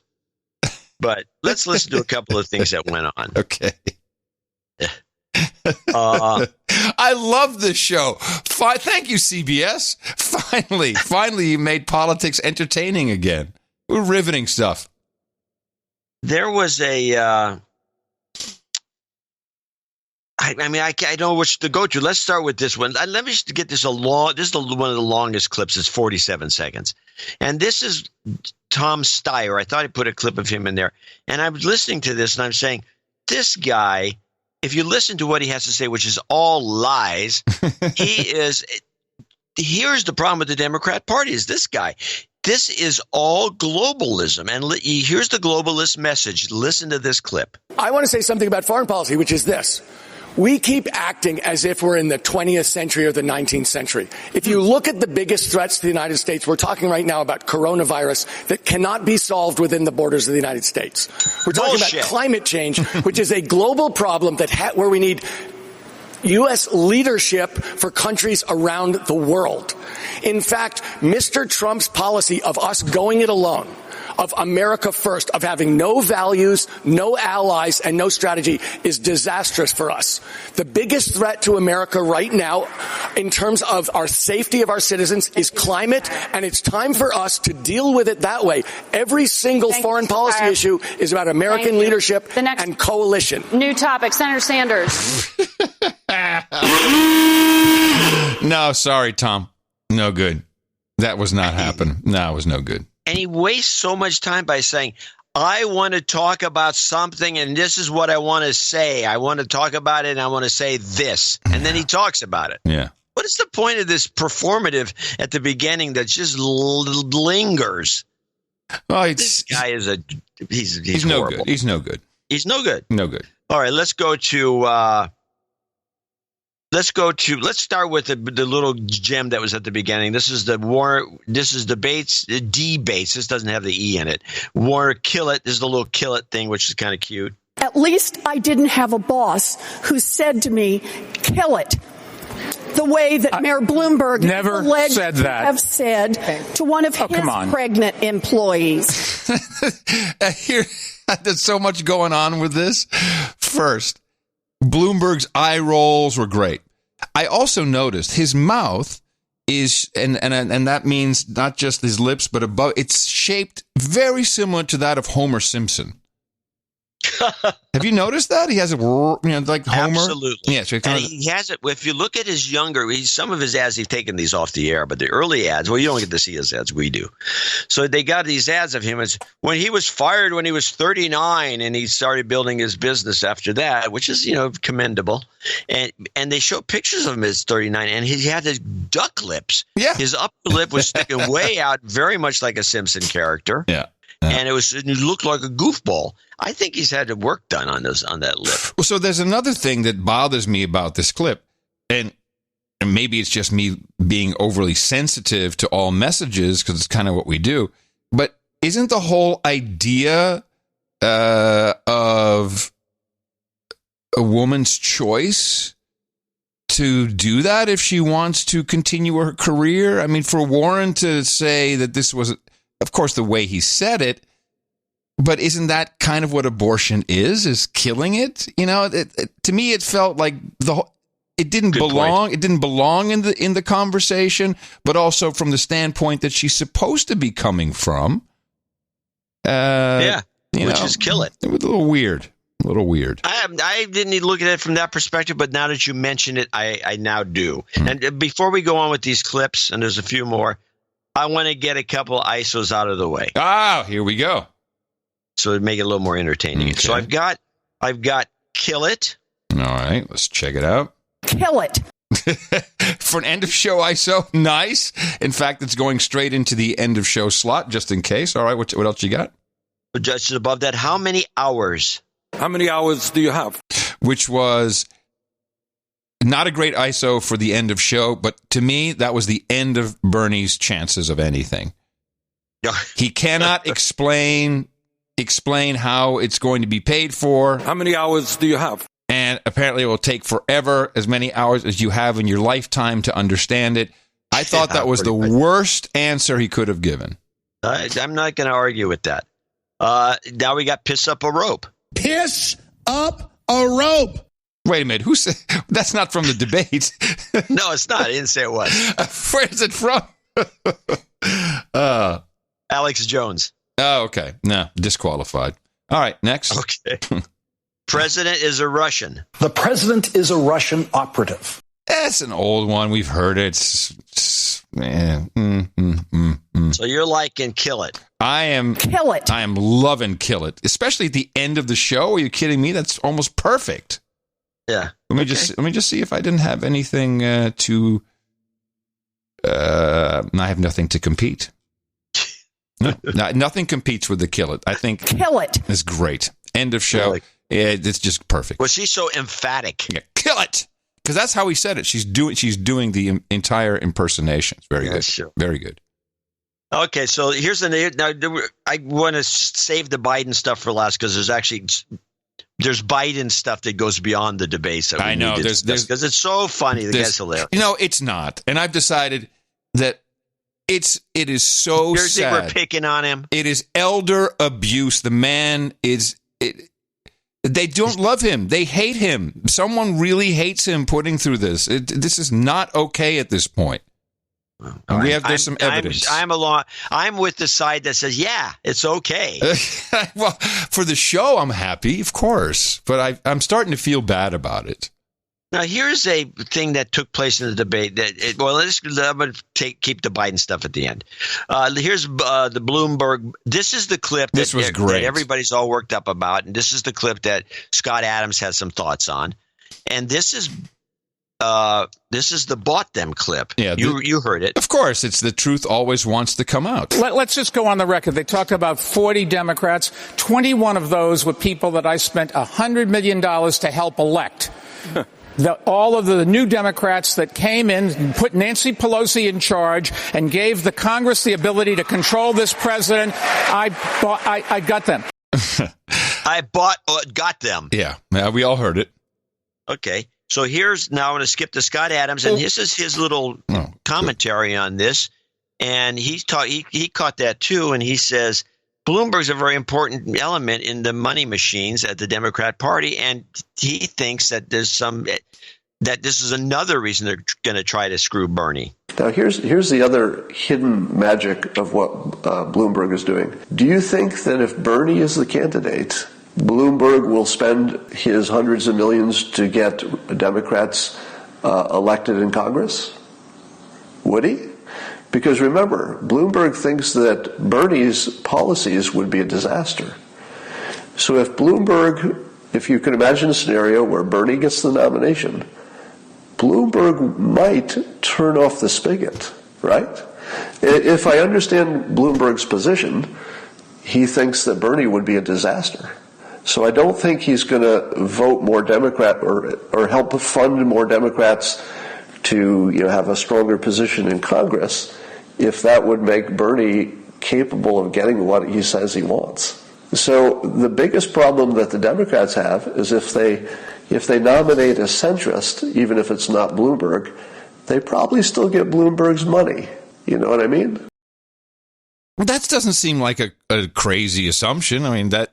No, it's a total... It was something I wasn't thinking about. Oh, well, I was only thinking about that part, and it's really a little bit more if we replay the original. Let's just go on the record. They talked about 40 Democrats. 21 of those were people that I spent $100 million to help elect. All of the new Democrats that came in and put Nancy Pelosi in charge. Now, that part. And then he goes into the I bought. He also owns Nancy Pelosi. This is the message that he's giving us here. They put Nancy Pelosi in charge. No. You bought Nancy Pelosi, the Speaker of the House. The next part I'm wondering about this is all it takes is $4 million per candidate on average to win over Republicans in these states. And these, it was quite a number of House seats. 20 into 100 is 50. No, I'm sorry, it's not 50. It would 20 to be 5 million. Okay. On average 4. But thanks for the math, Bernie. How many hours do you got? Hey, how many hours you got? How many? Was it purely a matter of for $100 million for these races? The Republicans didn't have $100 million. Trump couldn't raise that. I find that interesting. I'm not sure. You have to always assume that it's above and beyond. Yeah, but most of these, yes, but still, $100 million for a majority in the House. It's worth $100 trillion when you think about it, or $100 billion at least. A majority in the House? You're kidding me. What a joke! What a bunch of losers the Republicans are. If it was only $100 million and they could have. Or maybe if they put 125. But the point I'm making is... Yes, I agree 100%. To lose the House for $100 million... But I'm also not agreeing with what he's saying. I don't think the money buys that.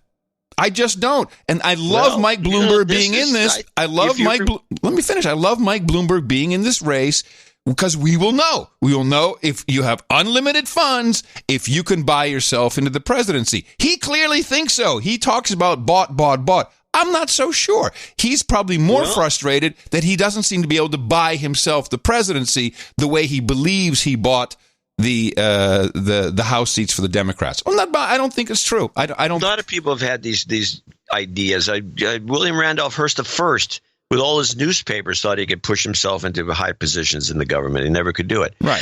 The Bloomberg's a very similar character.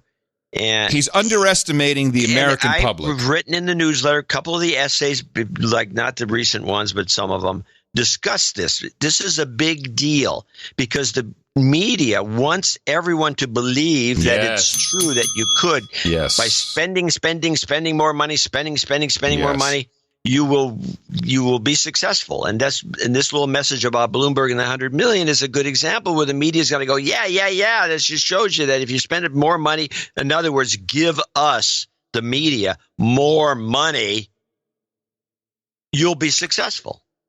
Yeah. So we, of course, especially you more than me, say, no, it's not true. Advertising stinks. It doesn't even barely works. Yeah, I think it does stink. I think Trump won the presidency with much less money. It wasn't because of advertising. It was because of the nonstop news cycle. They don't really have a nonstop news cycle on anybody, except Trump still. Not really on any other candidate. Now I got Amy's little thing at the end. They said, give us a motto and what you feel about life or some stupid thing. I love Steyer when they did the motto thing, and he closed his mouth, and he might have wanted to say something, but they took it away from him immediately. He's a schmuck. All right, this is Amy. He is a schmuck. Politics is about improving people's lives. Got it. Vice President Biden, biggest misconception. It's a pretty good one. It was a very good one. Very good one. Thank you. No, it was. What the hell was that about? It was not pretty good. Wait a minute. It was? Wait a minute. I got something here. Hold on. Let me just play your clip again. Politics is about improving people's lives. Got it. Vice President Biden, biggest misconception. It's a pretty good one. It was a very good one. Very good one. Thank you. Pretty good. It's pretty good. You like that one, huh? Yeah, John Benson put that together for us. That was nice. I like that. Okay, so let's go to Biden and some of the stupid shit he said. Now, and this is on the debate. I also have some after the debate. He continued. He's just a gift that keeps on giving. Yes. Here's debate. Biden and the black woman is not a joke clip. I'm looking forward to making sure there's a black woman on the Supreme Court to make sure we, in fact, get every representation. Not a joke. Not a joke. I pushed very hard for that. Oh, wait. I guess Sotomayor is a brown woman. She doesn't count. Is that the deal? It's like... No. The deal for me, as he would like to say. Here's the deal. He said that, by the way. I have the transcript of the whole debates. He said, here's the deal 5 times. And once he said, here's the deal, here's the deal. Yeah. He had a double deal. Yeah, double deal. He's double dealing. The way he presents this, it was pure pandering to the audience in South Carolina to say that in the first place. And they applauded him. And then he says, it's not a joke. It's not a joke. What is he talking about? It's not a joke. What is it? Does he assume that because they clapped that they thought it was a joke? Well, let's talk about that for a moment. The audience was very vocal during this debate, and the reason why, and Trump complained about this in his initial debates when he was candidate. This was the donor class. Tickets were $1,700, $1,800 a seat just to sit there.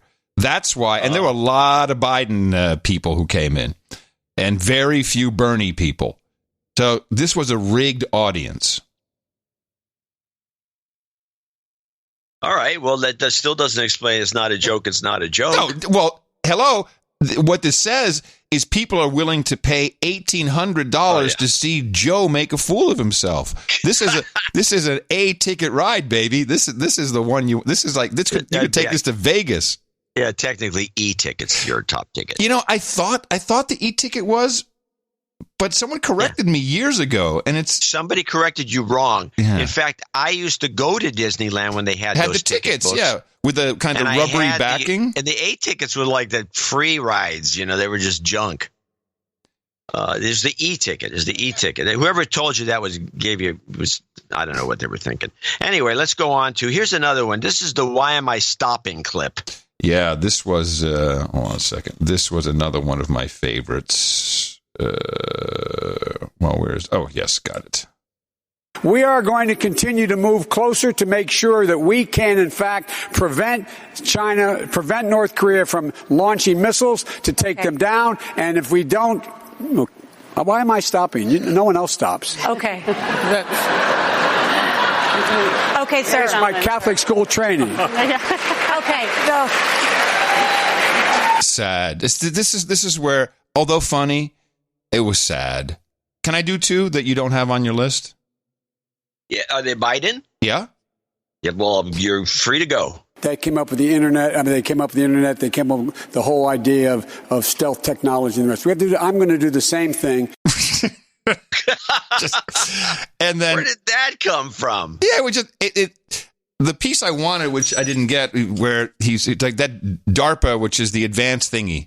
But I mean, it's sad. And this I think was the best. I provide for the opportunity for first-time home buyers, homeowners. The home boners. Okay, you've also got the gaff that's from the debates about the 150 million. I do. Shot dead. Yes, I have it all in context for you. Because I'm the only one that ever got it done nationally. I beat the NRA twice. I got assault weapons banned. I got magazines that could not hold more than 10 rounds in them. I got them eliminated, except we had a thing called an election with hanging chads in Florida, and it was not reauthorized. In addition to that, I passed the Brady bill with waiting periods. I led that fight. But my friend to my right and others have, in fact, also given to the gun manufacturers absolute immunity. Imagine if I stood here and said we give immunity to drug companies. We give immunity to tobacco companies. That has caused carnage on our streets. 150 million people have been killed since 2007 when Bernie voted to exempt the gun manufacturers from liability. More than all the wars, including Vietnam, from that point on. Carnage on our street. And I want to tell you, if I'm elected and I'm coming for you. And nobody called him on this? Yeah, but, obviously, because he doesn't have orange hair. It's not fun to do that to old Joe. It's sad. It's so sad. And the funny thing is he's going on and on about all these immunities. He's got immunities.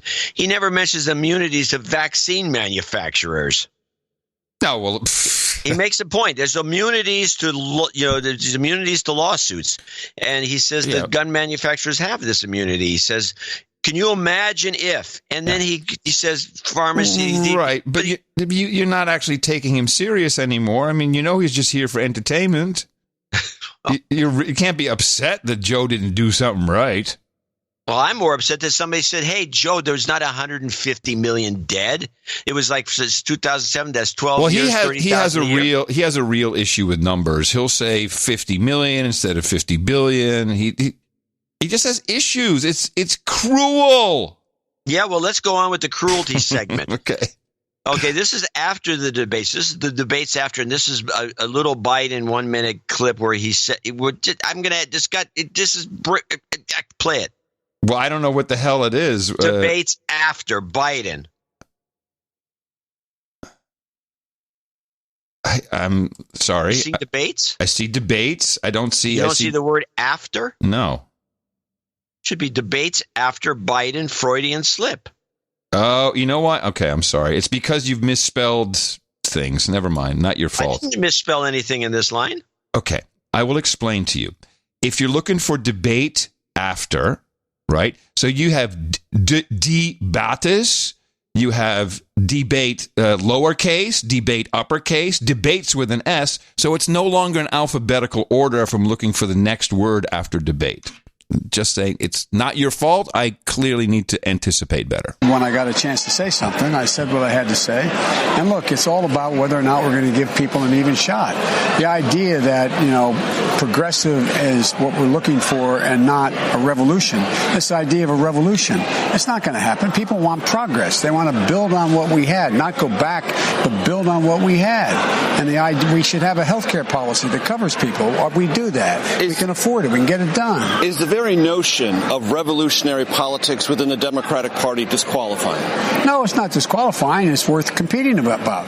But the fact is, the idea that Bernie's going to bring out more people than Barack and I brought out in 2012 is just... or 2008 even. 2008 is just not like... and you look what's happened so far. You've got to be able to go out and get mainstream Democrats, and you've got to be able to go out and get independents and some Republicans to vote to bring this country together. And you do that by talking sensibly about what's at stake. And I think that what we're talking about now is, spending $60 billion. It's just not... I believe the number we raised and others raised on the stage was $60 trillion. Trillion, I meant to say. Over 10 years. Freudian slip. Don't eat me, Bo Jordan. You're scary. So scary. Freudian slip? How is that a Freudian slip? Does he know what a Freudian slip is? No. I have two quickies from Joe in South Carolina, not at the debate, which I think are worthwhile listening to. This one, in context, there was a little snippet on Twitter people were sending around. I went back and got the full thing in context.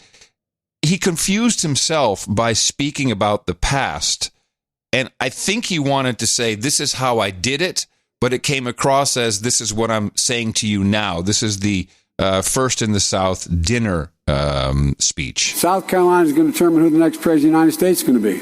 You really are. You're the ones that sent Bill Clinton to the presidency, and you're the ones that sent Barack Obama to the presidency. And I have a simple proposition here. I'm here to ask you for your help. Where I come from, you don't get far unless you ask. My name's Joe Biden. I'm a Democratic candidate for the United States Senate. Look me over. If you like what you see, help out. If not, vote for the other guy. Give me a look, though, okay? That's all I've really got to say to you. I got 2 minutes and 30 seconds left. I'm looking at the clock down here. This is ultra sad. He's rolling. Well, hold on. This would have qualified a year ago for our show as a drunk or not drunk question. I don't think it's drunk or not drunk. I think he has programmed all of these candidates, everybody. They have things they say. They spout it off, pop, pop, pop, pop, pop. And this has just been programmed into, and I think he was taking himself back previous times, old times, Bill Clinton. He's thinking about that. And so I got a simple proposition. And he said that thousands of times running for Senate. And it just came out. And and everyone's like, okay, they give him the hook. And here's another one. This is another. He's not up to date, literally. And folks, one of the things I'm proudest of is getting passed, getting moved, getting control of the Paris Climate Accord. I'm the guy that came back after meeting with Deng Xiaoping and making the case that I believe China would join if we put pressure on them. Deng Xiaoping has been dead for 25 years? He died in 1997. Oh, yeah, there you go. 23 years. Xi Jinping, I know it's complicated, but how... Well, I was going to give him a little more leeway on that gaffe. Bull crap. How can people still actually be putting their money behind this guy? Do you want to beat Trump so bad that you'll put a weekend at Bernie's in the White House? This is delusion from Democrats who are actually supporting this guy. They need to help him. This is the top Democrats. Top big money. Yeah. I know, it's unbelievable. Here's the one I've got. I do have another ISO, which is from the debates, and this is Biden. This was the best look. This is Biden's "Here is the deal" look. Okay. Here's the deal. Here's the look. Here's the deal. Here's the deal. Look. Here's the deal. Here's the look. Okay. Anyway, Here's Biden 2. Do you think that? Question. Do you think that anyone who loves him, like you love me, will ring the bell and say, "Hey, man," just like you with the lip smacking, like Joe, you got to stop with "Here's the deal." Stopped lip smacking the entire show ever since that first bell. The only today. reason why is because I'm continuously wetting my lips. No, you've made me very super conscious of it, and I kind of hate you for it. But for the show, it's important. You love it. I have cotton mouth again. Here's an. I wonder why I have cotton mouth. What's going on? Biden 2. This is another double deal. But here's the deal. Here's the deal. Fact of the matter is, look at what's happening here. Look at what's happening here. Yeah, this is good. It's not end of show. It's too long, but I like it. Here's the deal. Too long. Here's the deal. Here's the deal. Look. Here's the deal. Here's the deal. Fact of the matter is, look at what's happening here. Look at what's happening here. Fact of the matter. Wow. He also said fact of the matter. A lot, yeah. And by the way, I did a list of the here's the deal and the look thing. That was very. Who do you think the second guy was on that stage that said look to Biden? Biden really ran away with it. It took a while. About halfway through, he started taking over. But who was keeping up? Who was keeping the pace of all the people up on that stage? Let me think. Steyer? Nope. Bernie? Nope. No, then I give up. Buttigieg. Was he doing a lot of looks, really? I was checking the boxes. Look. Buttigieg was kind of more like a like a grease stain. He really had no personality. He didn't shine at all. He seemed really guarded. I think he was just trying to stay out of the way, but then he would butt in and it would be dumb, and he'd try and make quips. Well, that's why he that kept saying land. "look," because he was trying to get into people the conversation. To look at him. Yeah, trying to get people to look at him. Look at me! Look at me! Look at me! Have you heard the? I'm sure you have. Oh, go ahead. Yeah, go ahead. I was going to say, and by the way, this should be the show because this is our last chance. Because I think Buttigieg is done to run the Joshua Pettigrew art, which we've never run as a show cover. I use it in the newsletter. Alfred E. Newman? Yeah. I'm pretty good with that. Because although I disagree, I vehemently disagree that this is it for him. I don't think he's out. He's got all the money he needs. He's got backing. And I'm sure did you see the side-by-side of him and Obama? Yes, I thought I clipped it. I have it here somewhere. I thought that we already, know kind of what, where he's coming from. He's got this totally manufactured military background. He was an interpreter. They call him in Afghanistan. They call him White Powder Pete. He was part of. Where did you get that one? From the military guys. He actually served with Peter Strzok in Afghanistan. This guy is super connected. So he helped put together the Iran deal. Pete is total intelligence, pop to the top, and he is so good that they said, okay, we want you to be the white Obama. I don't know if it works that well without the visual, but at least you'll get a good idea. And he studied him, and he's got the cadence, he's got the language. This is not plagiarism. This is what the CIA does. The way we do every other election, by giving it to the person who got the most votes. Just a thought. Brings us together. Now, this country was built. It is a movement reaching into church basements and barbershops, into universities and union halls. And if we can light up the neighborhoods and we can light up the city. Shines as a beacon around the world once more. And this is our chance to answer that call. It's all, and Obama, I'm sure, also got the training. He did CIA. There's no doubt about it. Maybe the conversation was, all right, listen, man. I'm thinking we need another Obama. This time, we'll make him white, and we'll have him actually admit he's gay. This will be great. The guy's going to be president. I can just see that meeting at Intel headquarters. Well, we do have sources that say that Pete was never gay in Harvard. Yeah, he wasn't gay until they had a meeting. Him and his buddies. They had a meeting, and then he was gay. They had a meeting in Malta, which is a known CIA kind of a clandestine meeting spot. Yeah. And he comes out of the Malta meeting, and he's gay. I think it's after he met Dick Pound.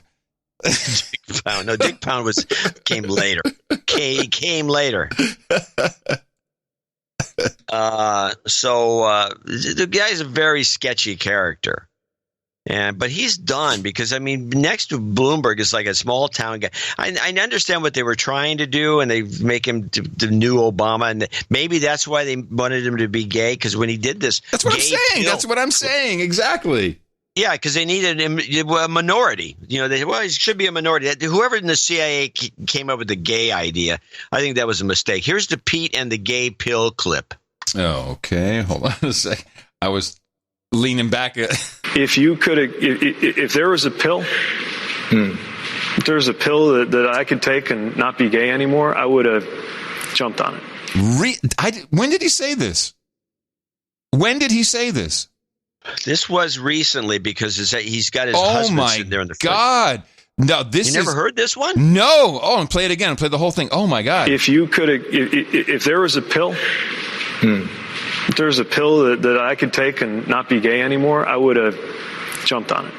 And thank God I didn't, because then I would not have the amazing marriage that I have now to Chasten. And now, wow. I'm confused by his use of past and present tense in this sentence. Where's my clip of the day? Well, hold on. You're going to get People who ask are skipped. In Holland we say, mensen die vragen worden overgeslagen. translates to when you ask, you get skipped. Let me just hear that's typical Dutch, by the way. If you could, if there was a pill, if there was a pill that I could take and not be gay anymore, I would have jumped on it. And thank God I didn't, because. Wow. Right. Well, I do not understand why the LGBTQIAPPK community is not outraged by this. Well, a couple of things. First of all, yeah, you're right. There's a mixed. And that's the only. I mean, if you're saying when I was a kid, I was so freaked out, I was so confused. Could I take an anti-gay pill? Okay, but that's not exactly the way it came out, and it just. And since this was a visual, they cut to his husband, and he had a look on his face like, "What? What?"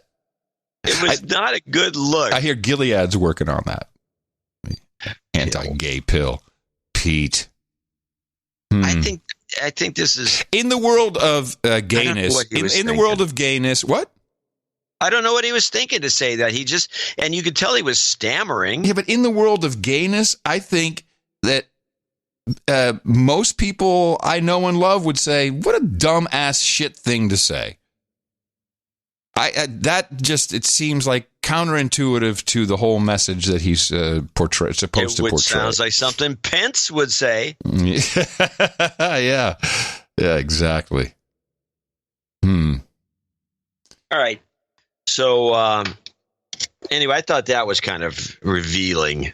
I have a few random clips that Tom Starkweather sent to me. Well, I got one more out of the debates. Okay. 1 second ISO. And this is not a good clip, but it was suggested by one of our producers, and I heard it, and I said, I'll clip and see if it works. But it doesn't work as well as I'd like. This is the Barack Obama was abroad clip. Barack Obama was abroad.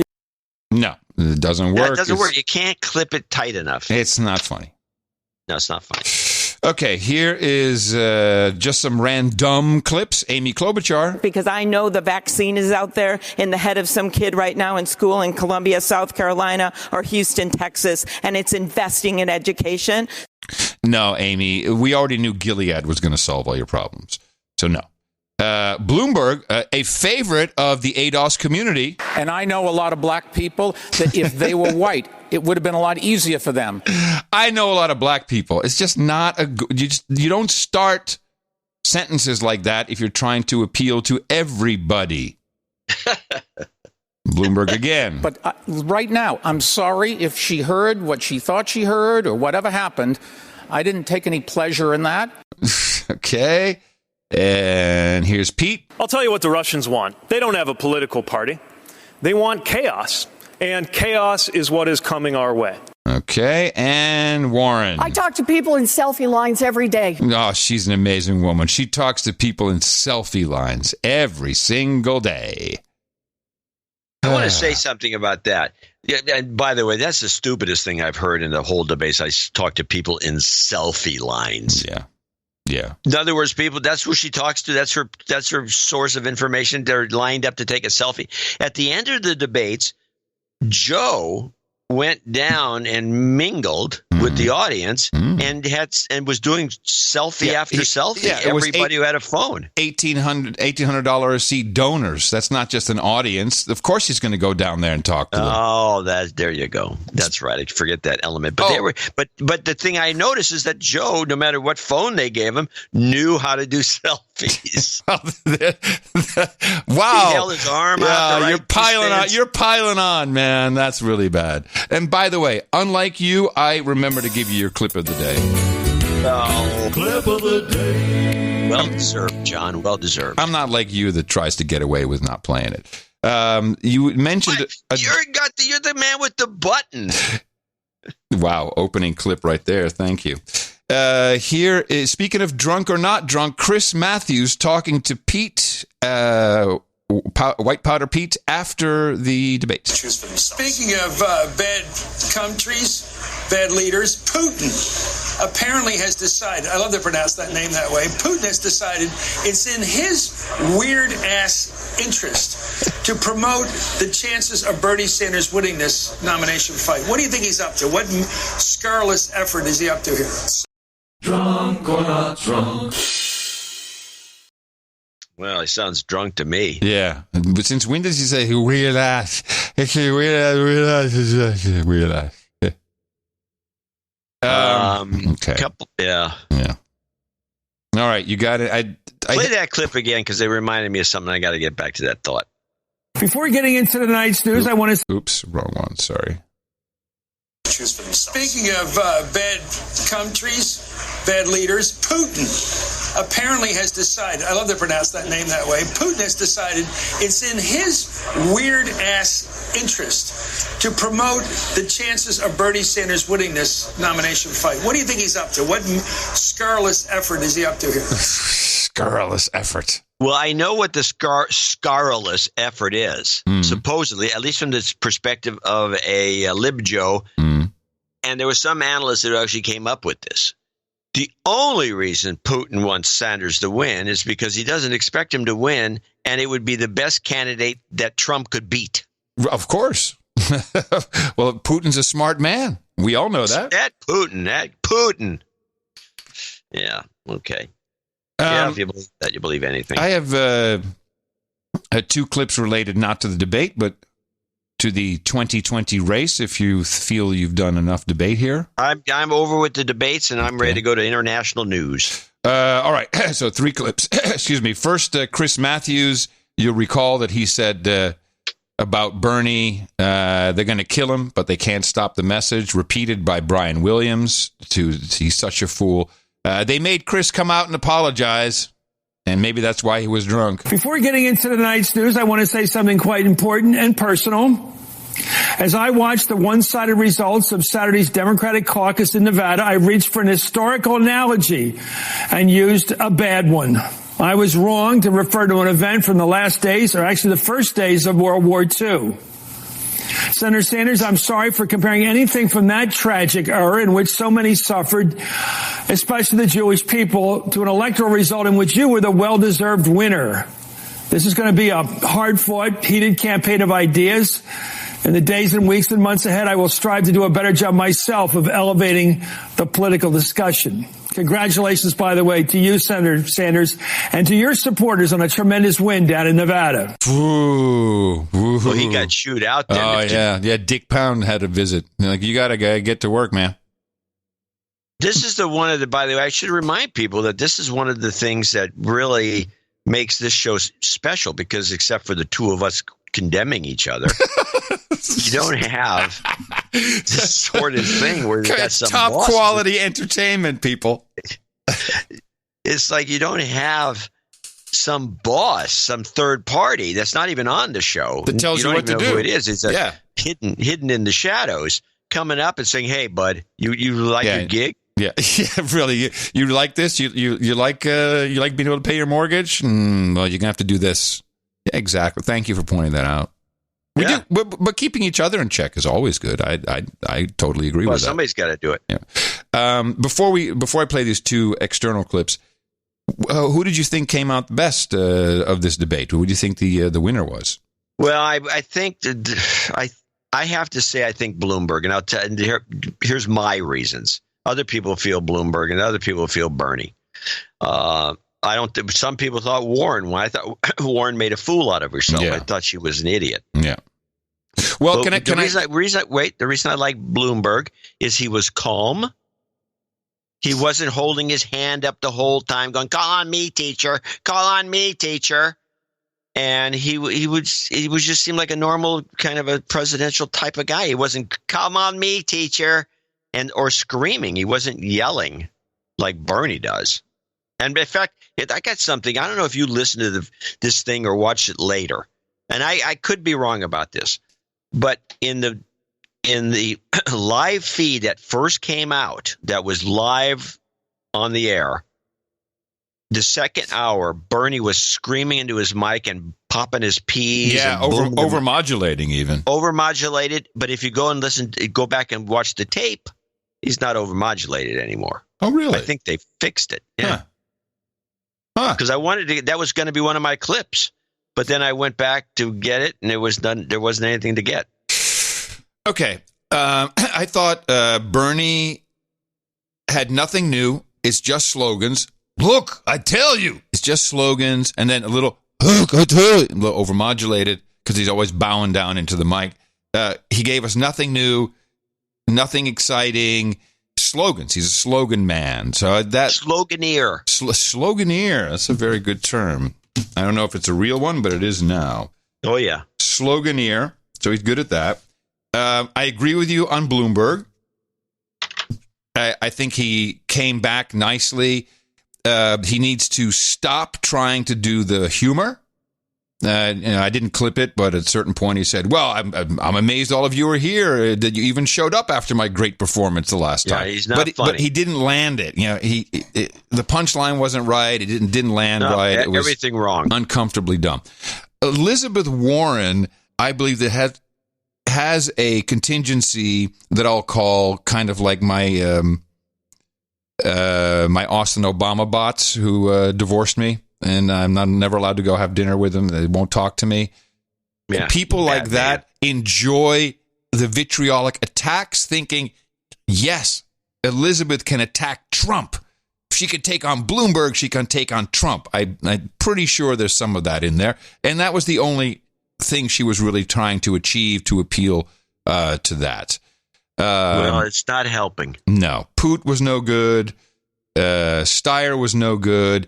He tried the reparations thing again, which he keeps messing up by saying, I think we should have reparations for African Americans, and we'll have a committee and we'll learn history. Believe me, this is not what my ADOS friends, Michael Bloomberg, would appreciate.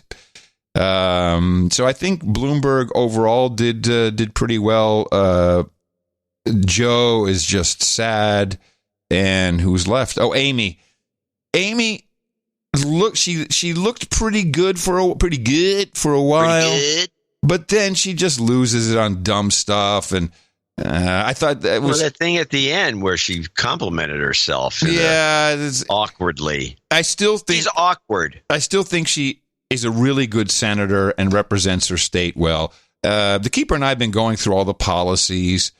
Actually, it was interesting, and. Against all better knowledge, she replied to something on Twitter, and it was about someone said it was about the Medicare for all. And, Tina is rightly, she's like, hey, well, I like my private health insurance, and I'm not so sure I want to give that up. And she's serious about this, and I understand. She's one of these people, and I get it. And I like her private health insurance, too, quite honestly, because I can piggyback along.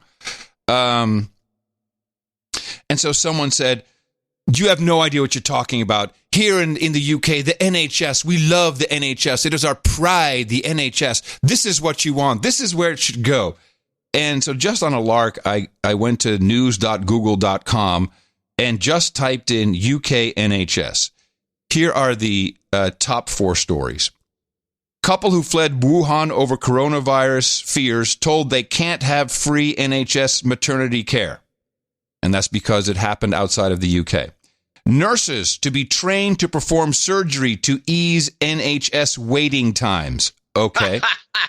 Wiltshire NHS bosses accused of treating disabled man like inconvenient rubbish. And my favorite, and this would fry people's brains, transgender patients self-medicating over NHS wait time. Can you imagine how people's heads would explode if that headline were here in America? So the most protected class, the transgender community, have to wait long and are now self-medicating. That's not a system that is working, I'd say. Now, the 2 external clips. This is the Bloomberg senior advisor, and this is something that we can look forward to. Let's see, does this guy have a name? I don't believe I have his name. Bloomberg senior advisor to his campaign. Clearly, they've done some Oppo research on Bernie, and here's what they came up with. We've got a candidate who's risen in the polls because of his track record.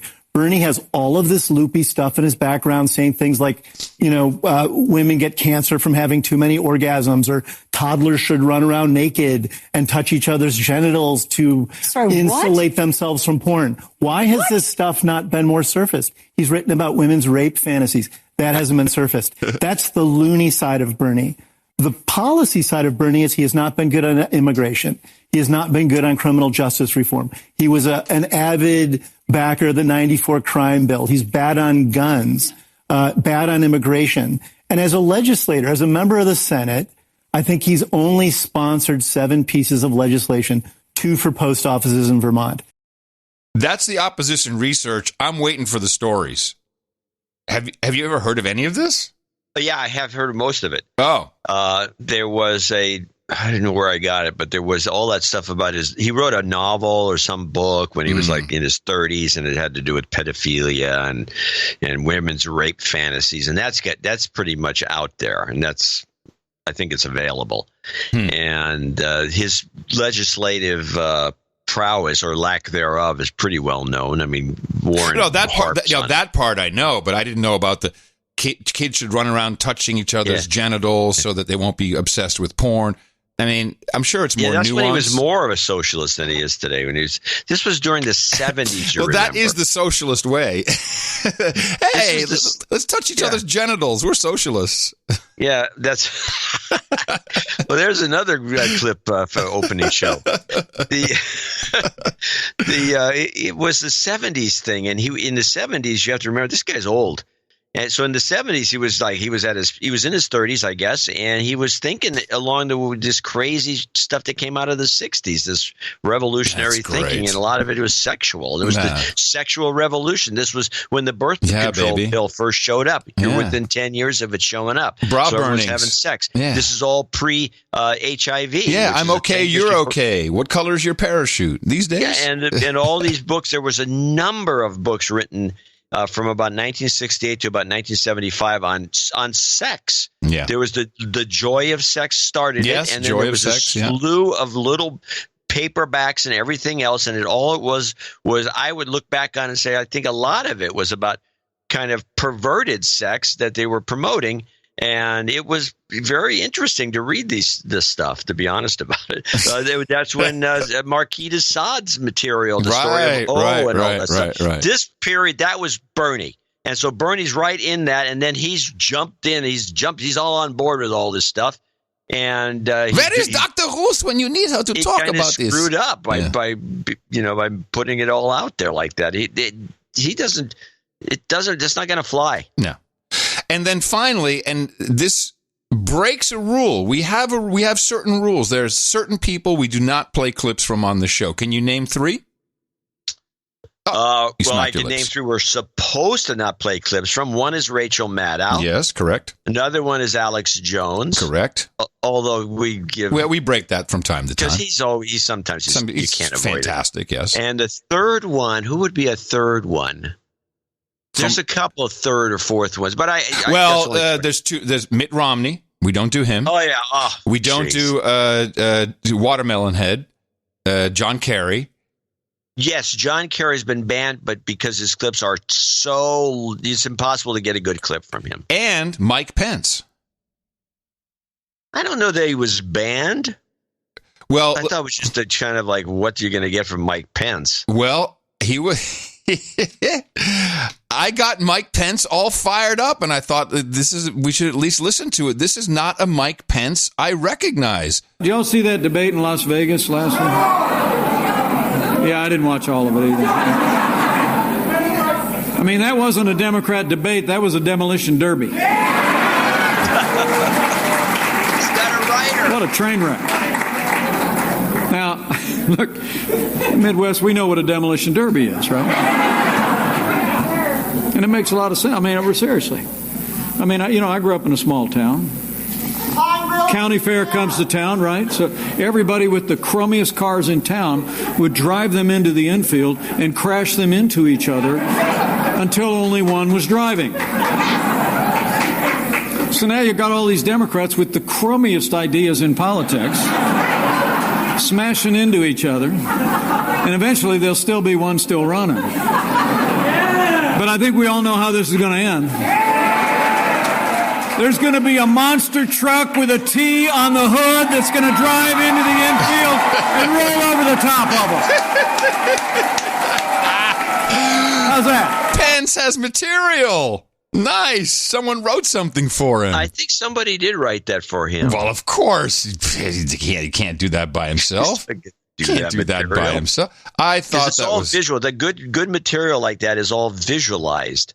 And so you can see it in your brain. You can see the cars crashing, and then you see the giant monster truck. This is a Midwestern group. The monster truck, which you see, even if you've never been to one of these things, the big monster truck is huge, and it does crush everything it drives over. It's huge. Yeah. So it's a good visual. It's a good clip. And just one other quick note. Thank you very much, Village people, for finally telling the truth.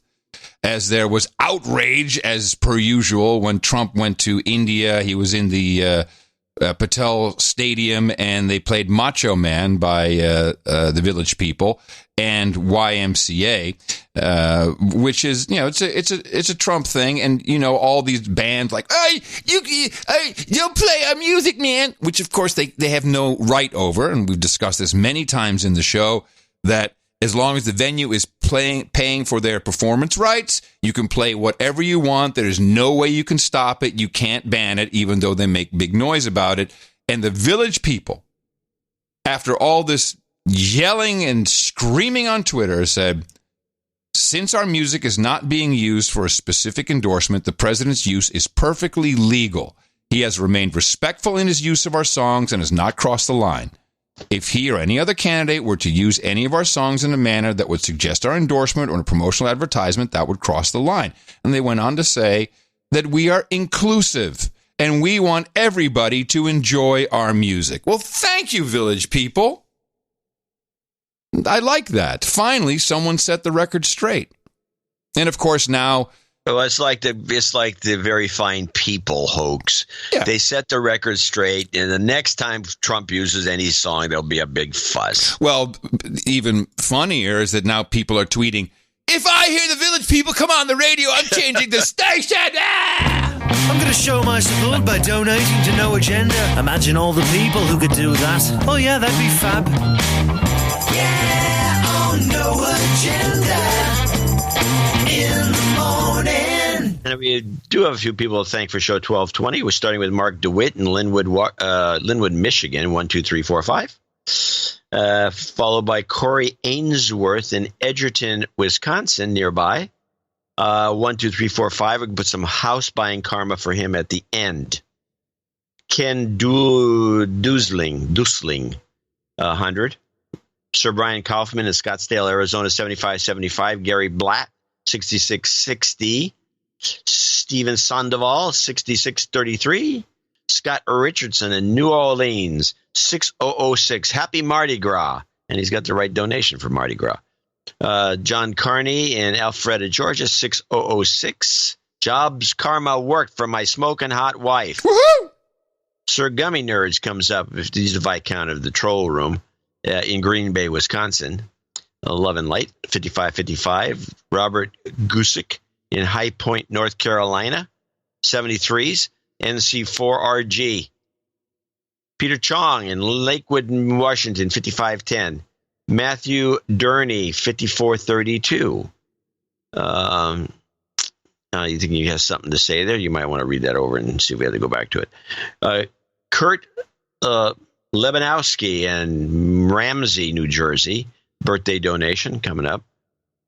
What Matthew Durney said, and it's worth just briefly mentioning, he said, I want to know how much I appreciate all you do. This week I was reading an article about how the Boeing 737 MAX was causing the airlines to use the force majeure clause in their labor contracts due to disruptions of the plane being out of service.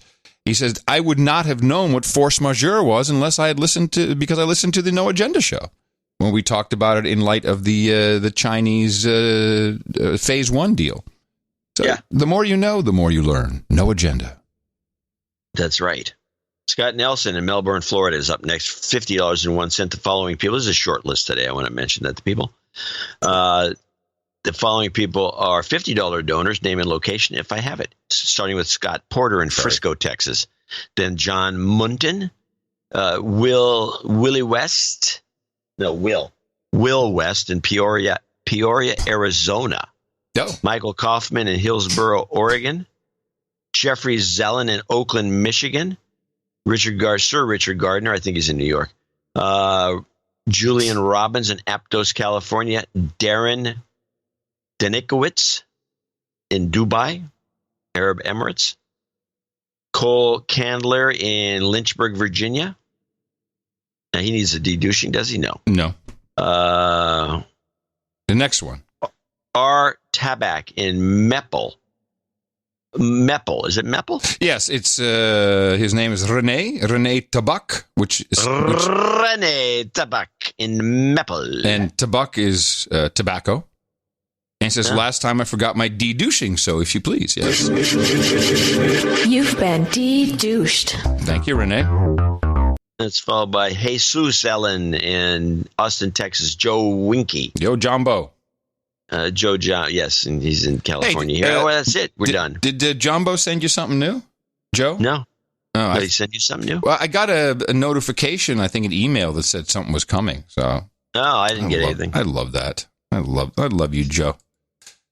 Well, thank you very much to these supporters of the program. And we call you producers because that's what you are. You're putting it together. You're making it happen, and we really appreciate it. Also, everybody who supported us, who supports us, under $50, as you read or you hear every single show, there's people who are making knighthood after 8 years, 9 years, 10 years.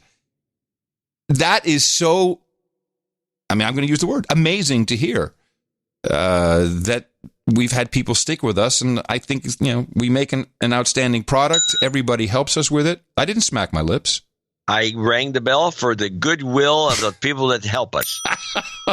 Thank you so much. We really appreciate it. And before I do the final karmas and the shout out for donations, I have a couple of quick make goods from the Delray meetup. Sean DeSantis, who was listening to the show Sunday, says my donation was not read out. I gave $70 cash, yes, and some funny stickers. Yes, I got them. Just want to make sure you got them. And yes, thank you very much, Sean. Appreciate it. Not quite sure what went wrong. I also forgot to thank Jeff McDougall. Jeff gave us a gift, and he's a glass blower. And it's a piece of wall art with a dish and a turtle that goes on top of it. I'll take a picture once it's on our wall. It's really beautiful. And he wrote a note, Crackpot and Bing Shill, thank you, right honorable gentlemen, for the podcast. I'm grateful I got to thank the Podfather in person. I have many, many hours of time to listen to podcasts while working on my long-time obsession with blown glass. It was the most difficult thing I'd ever tried, so I accepted the challenge 24 years ago and have been happily playing with fire ever since. I make everything from pipes to... Yeah, he has a special glass material, so he makes pipes... weed pipes. But lately, it's mostly my own designs of chandeliers. John, I will make something for you in the near future. Thank you for your fisting. Thank you for your courage. No jingles, but some art business karma would be greatly appreciated. Yes, we'll do that for you. Jeff McDougall, thank you. And final, in the morning, Adam, my husband said he donated as a surprise for our wedding anniversary. I heard you read out his name for $50 on Sunday's show. He has no clue how the show works and just asked about, quote, those guys with the funny jingles. He'd put a message in, but didn't realize you only guaranteed to read out higher donations. And yeah, if I had caught it, and of course a road show, sometimes you just don't catch these things. But yeah, typically it's guaranteed if it's associate exec or executive producer. Any chance you could read this message next show? Yes. His name is Michael Leese, and this is signed by Tom, saying gay wedding anniversaries just show how diverse the No Agenda audience is. And it, fact and point, people who know agenda together, stay together. Maybe you could get Michael to listen a little bit longer than just to some of the jingles. But thank you all very much, and here's the karma you all deserve. You've got karma. And remember, visit us at Dvorak.org/NA. It's a birthday. Oh, no agenda. Moving right along, it's a shorty today, Andrea O'Hagan. I believe I met her at the meetup in Delray Beach. She celebrates her birthday tomorrow. And we also say happy birthday to Kurt Labanowski. Happy birthday for everybody here at the best podcast in the universe. Title changes, turn and face the slaves. Title changes. Don't want to be a douchebag. That's right. We've got one title change for the No Agenda Peerage map. Sir #Blessed is a baronet as of today, thanks to his additional $1,000 in support of the No Agenda show. Congratulations, Sir #Blessed baronet. #Blessed, and thank you for your courage. And then we do have one knighting to do, so if you can grab your blade. Yeah, there you go. Yeah, right. Very nice. There you go. Up on stage, please, Dwayne Long. Dwayne, thank you for your support of the No Agenda show and your lovely barbecue sauces and rubs. And with your support of $1,000, you hereby become a member of the No Agenda Roundtable. And I'm very proud to pronounce the Sir Texas Dragon, Knight of the No Agenda Roundtable. For you, my friend, we have hookers and blow, rent boys and Chardonnay, bourbon and ribeyes, parliaments and pale ale, goat chops and goat milk, Polish potato vodka, redhead and rye, Reuben and rosé, geishas and sake, vodka and vanilla, bong hits and bourbon, sparkling cider and escorts, ginger ale and gerbils, breast milk and pablum, and of course, mutton and mead at the round table. And thank you, and head over to noagendanation.com/rings and give Eric the Shill all of your information, and we'll get everything off to you as soon as possible. No Agenda meetups. It's like a party. A number of meetups and meetup reports. To report, the Durham meetup, as organizer TJ says, was a bit rocky. He says, but much thanks to Dave from the Garner meetup for helping host. Also thanks to Derek for helping with my memory loss. There were 9 of us plus 2 human resources. And then there was a note here. We'd like to suggest Peerage Committee consider a group of knights is an order and a group of nobles is a house. So a meetup group that donates $1,000 will be upgraded from a local to an order. And I've been thinking about this, and I've had some chats with Mimi, and I'm sure you've been clued in. I would like to stay away from meetups with this type of activity, unless John or I are there for donations. I think it kind of takes away from the whole point of getting together, meeting people face to face, just having conversations. Chime in anytime you want, John, because I didn't discuss this with you beforehand. No, Mimi did. Okay. You're in agreement, I presume. More or less, yeah. Yeah. There be situations like we have a couple, like a Grand Duke, for example. Mm-hmm. I think you could direct everything at him. But there's vetted people. I mean, just to have random, really random donations that are floating around, it just doesn't seem to be. Seems to be a little out of control. It's an administrative nightmare. And we really want everyone to enjoy each other's company. That's the way I see it mainly. It's like, just enjoy each other's company. You can always send in a donation, but I think pulling it together like that for a group is just maybe a little bit too much. But we certainly appreciate... Keep it simple. So yeah, keep it simple. Exactly. So thank you for that report from Durham. We have our Kitchener meetup report. This is the Kitchener meetup. Local 42033. This is our second meetup. We've got 7 people here. Great turnout. Great time. No amygdala swelling. This is Chris W., and I arranged the meetup, and I'll just pass the phone around. This is Douchebag Tim. Had a great time tonight. Don't eat me, Bo Jiden. You're scary. So scary. This is Sir Kilgore Trout of the Dudes Named Ben. Been propagating the formula since 2008. I'm going to hand you off to my smoking hot wife, Mary. I think she might be the spook. This is Mary Ratter, and I've had an awesome time tonight and meeting all sorts of wonderful people, so thank you for including me. Great time with like-minded people. Thank you for your courage. Yeah, this is a dude named Jamie. Had a great time with the crew at Kitchener, and I hope to be no longer a douchebag. Thank you. This is Sir Brian, the Slow and Steady Night. Had a great time at the meetup again. Thank you for your courage. We had a really good time. It's kind of funny because it's not a party, but it's like a party. In the morning. And then the Springfield, Missouri meetup report. In the morning, this is Caleb Brinkman here from Lindbergh's Tavern, the oldest tavern in Springfield, Missouri. In the morning. Subs in the water, dude named Jim. It's not gay if you're underway. In the morning. This is douchebag Greg, longtime listener, longtime boner as well. Having a good time. In the morning. Dude named Matthew here, and longtime listener, longtime donor, but recently a boner, so I'm going to make good on that today.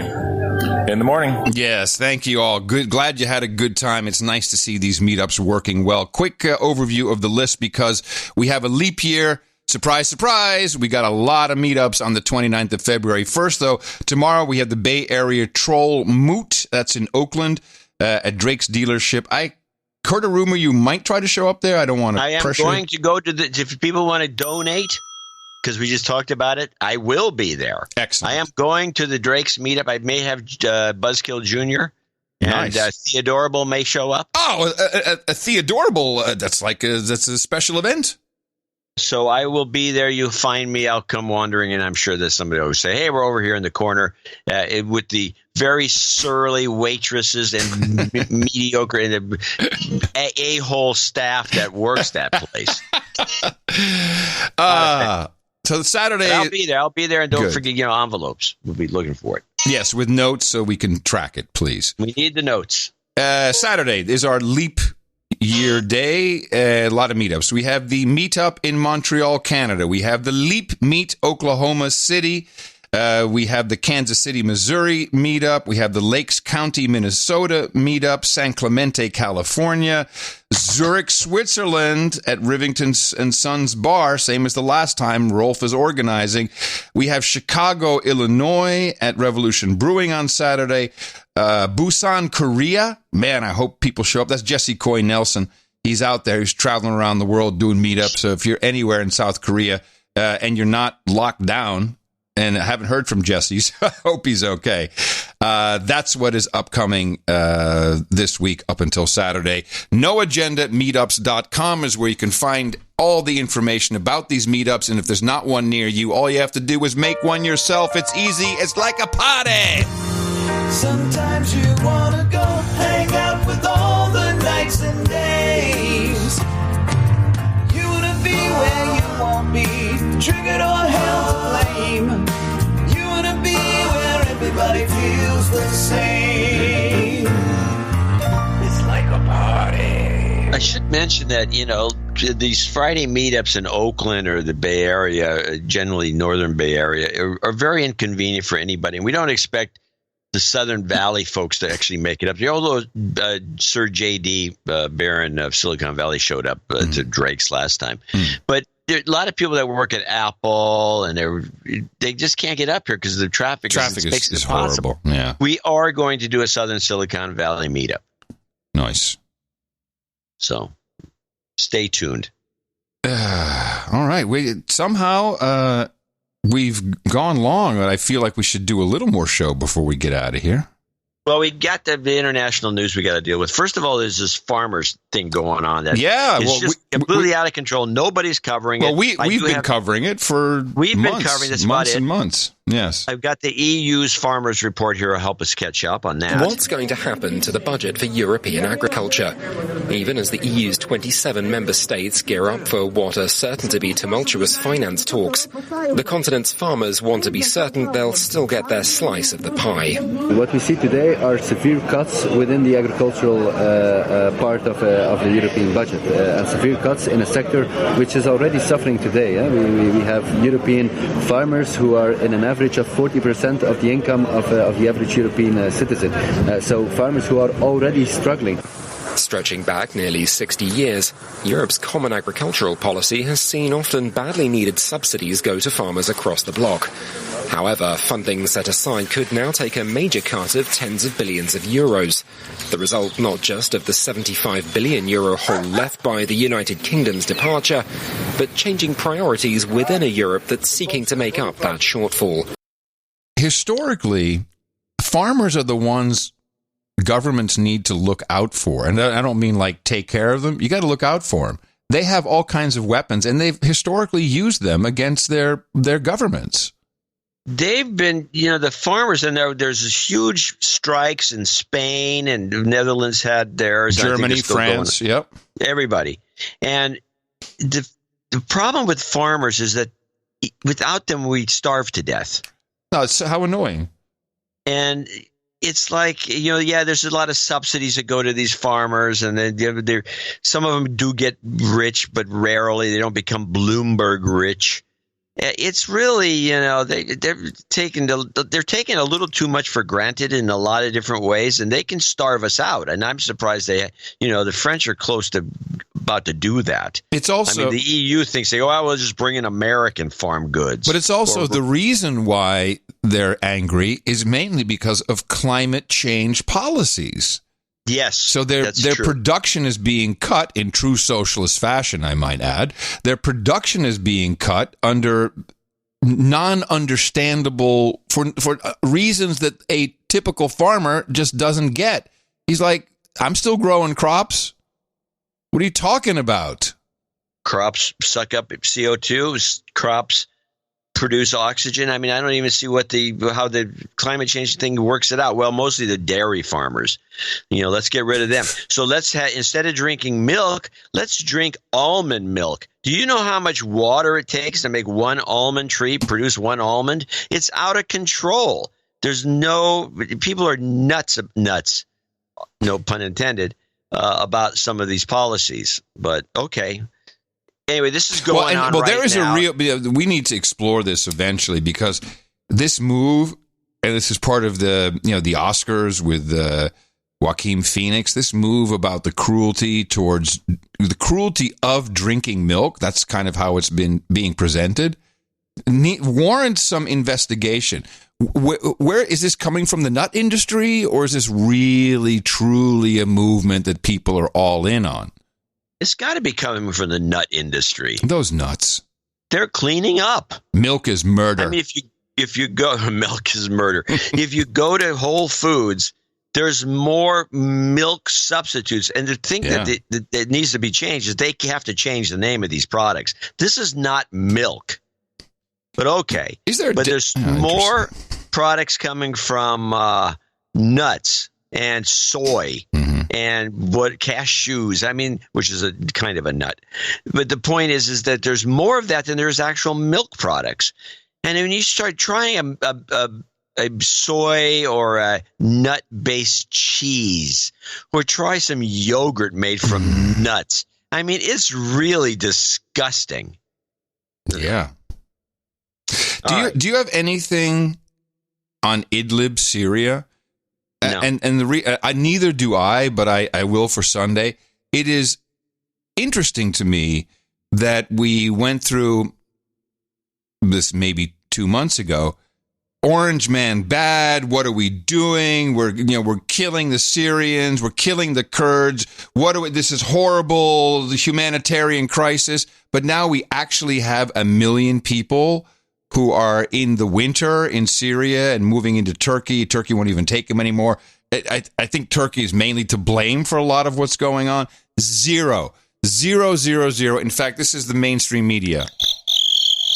That's the mainstream media on Idlib in Syria. And I'll dive into it, but all right, good. I'll look. Insulting. Yes. Now let's play the extinction of the Alps ski industry.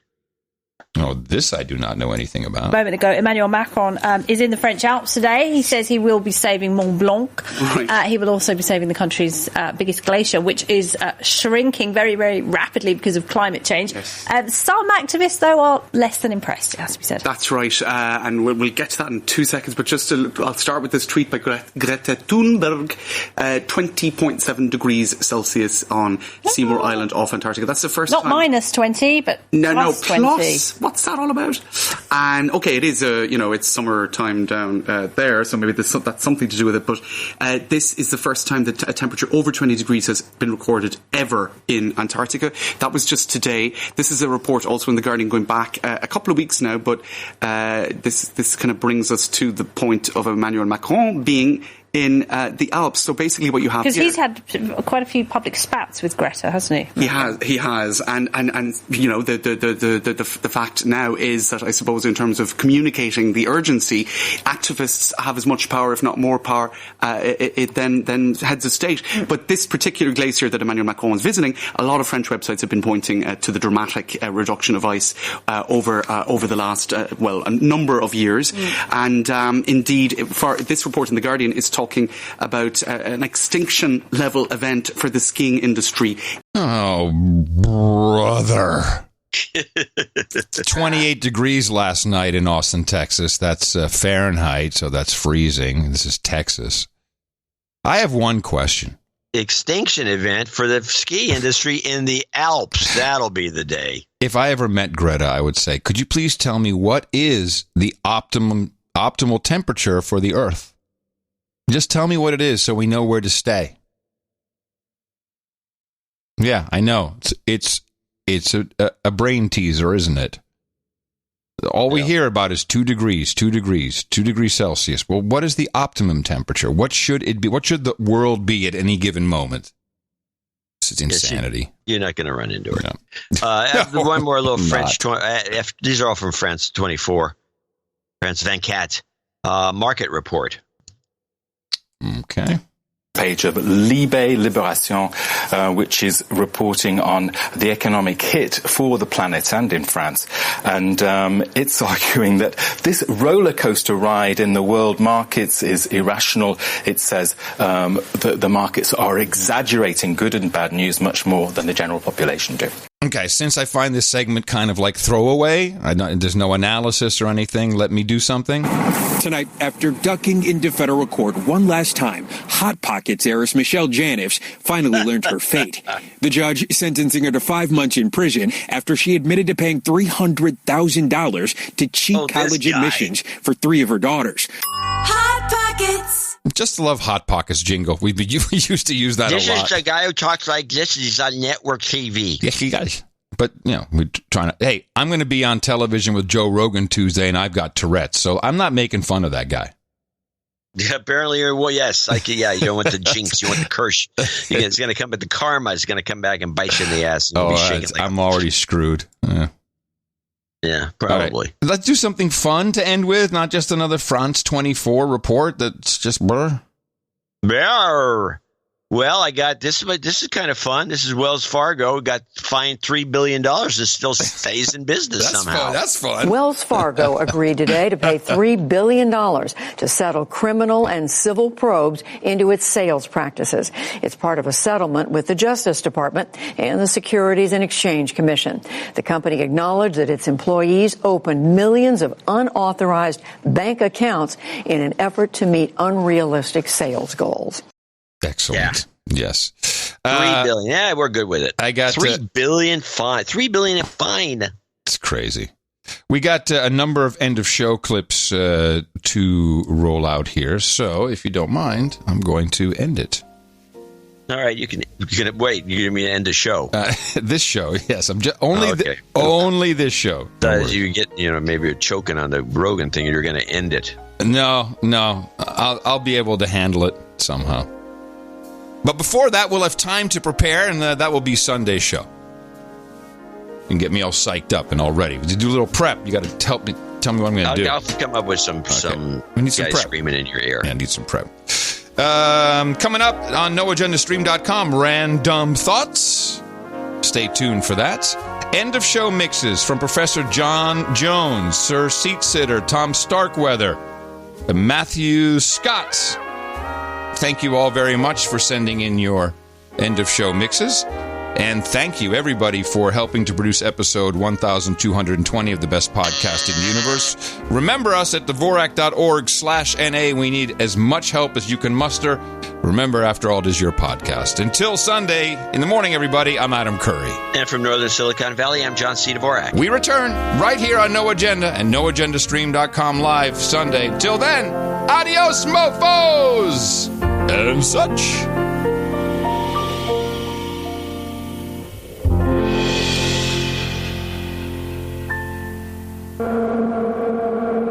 You have been name-checked, you are allowed to respond. Okay. And that's why I think we were talking about math, and it doesn't take 2 hours to do the math. Because let's talk about what it adds up to.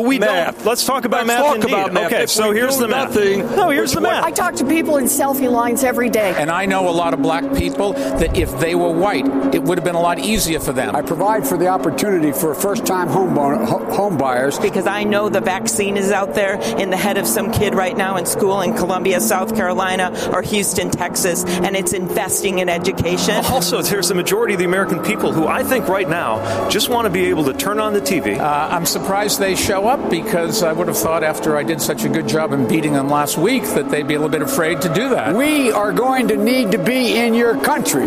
You have to be open. You have to be clear. We have to know what's going on. We have to be there with you. So the answer is one size doesn't fit all. Bernie Sanders' analysis is right. I'm hearing my name mentioned a little bit tonight. I wonder why. So look, the way I see this is that... I mean, look, Here's the look. A guy is a friend of mine down here named Fritz Hollins. He passed away. He said, you want to know what a man and woman will do? Look what they've done. I've been coming here for years and years. They came up with the internet. They came up with the whole idea of stealth technology and the rest. I'm going to do the same thing. Why am I stopping? No one else stops. Okay. All I know is if we spend the next 4 months, and that's why I asked for your support. Divisive, toxic, exhausting. The biggest misconception is that I'm boring, because I'm not. Then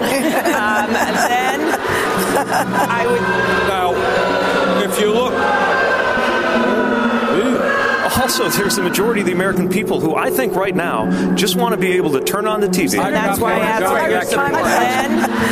They want chaos, and chaos is what is coming our way. Here's the deal. I'm not out of time. You spoke over time, and I'm going to talk. Here's the deal. Fact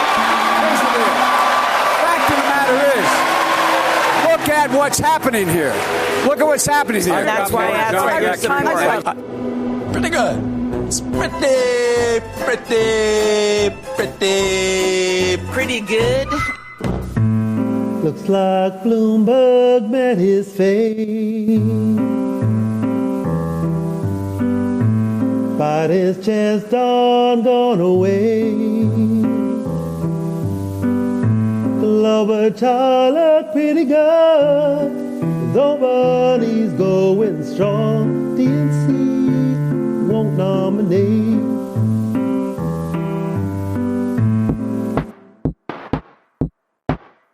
Clunky. Okay.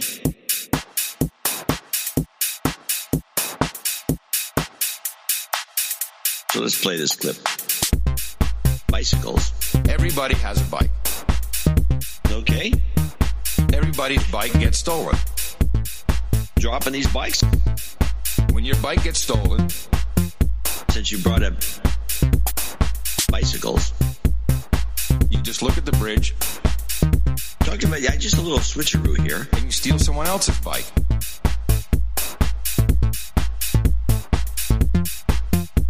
Just jump on one and take off. Cruiser. A dumb bike.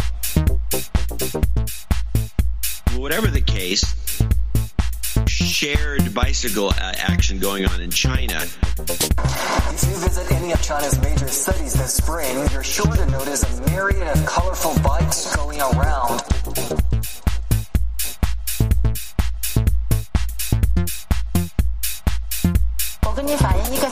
Jump on a random bike. Occupy the parking space. Jump on a random bike. Occupy the parking space. Jump on a random bike. Occupy the parking space. Jump on a random bike. So he's a professional, and he's pumping his ass as fast as he can. He's wearing all the gear, pumping his ass as fast as he can. So making a huge mess, and he's pumping his ass as fast as he can. Plowed into by one of them, and he's pumping his ass as fast as he can. Bicycles.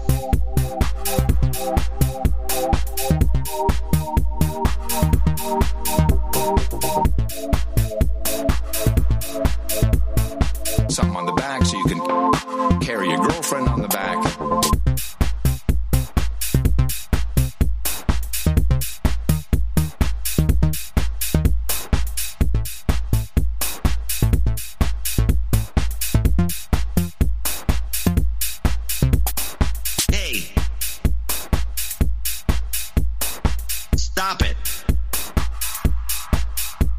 throw the bike in the bush.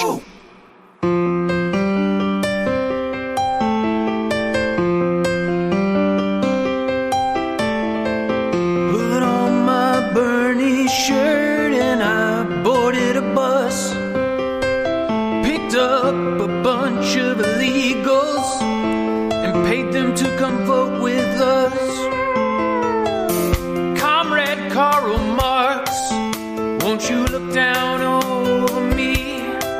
Because if Bernie doesn't win, then we're all gonna be burning down Milwaukee, burning everything down to the ground, burning down Milwaukee, till capitalism goes down.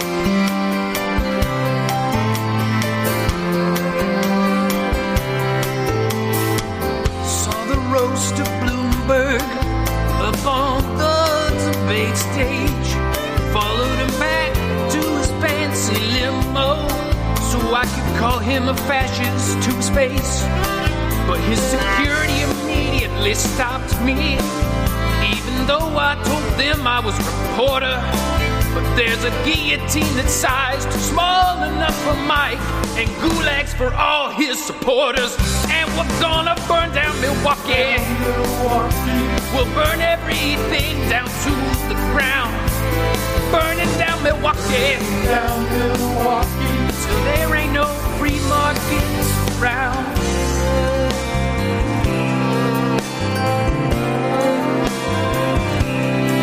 We'll be caucusing for Bernie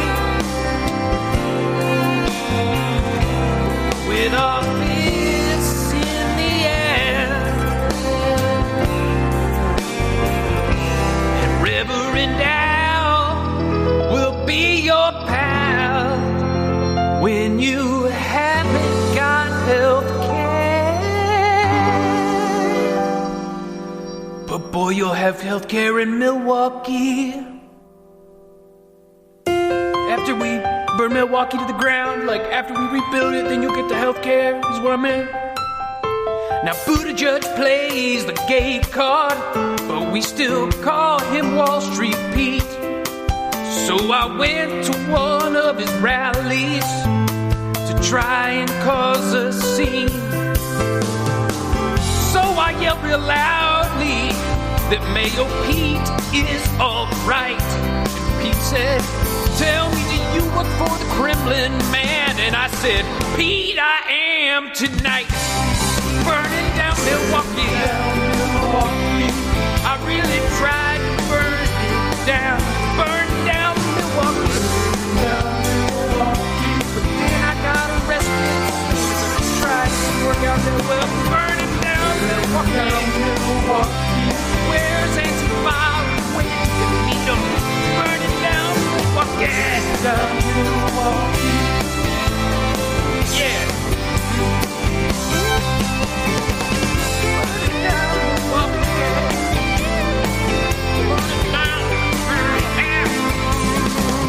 Burning down Milwaukee.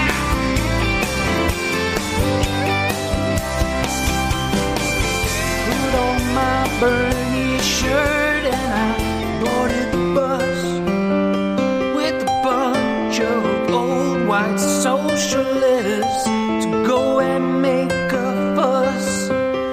Gonna tell all of the 1% to suck on all our nuts.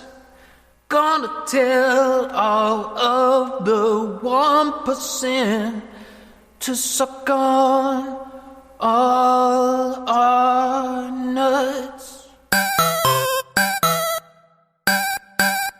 The best podcast in the universe. Adios, mofo. Dvorak.org/NA. Kill it.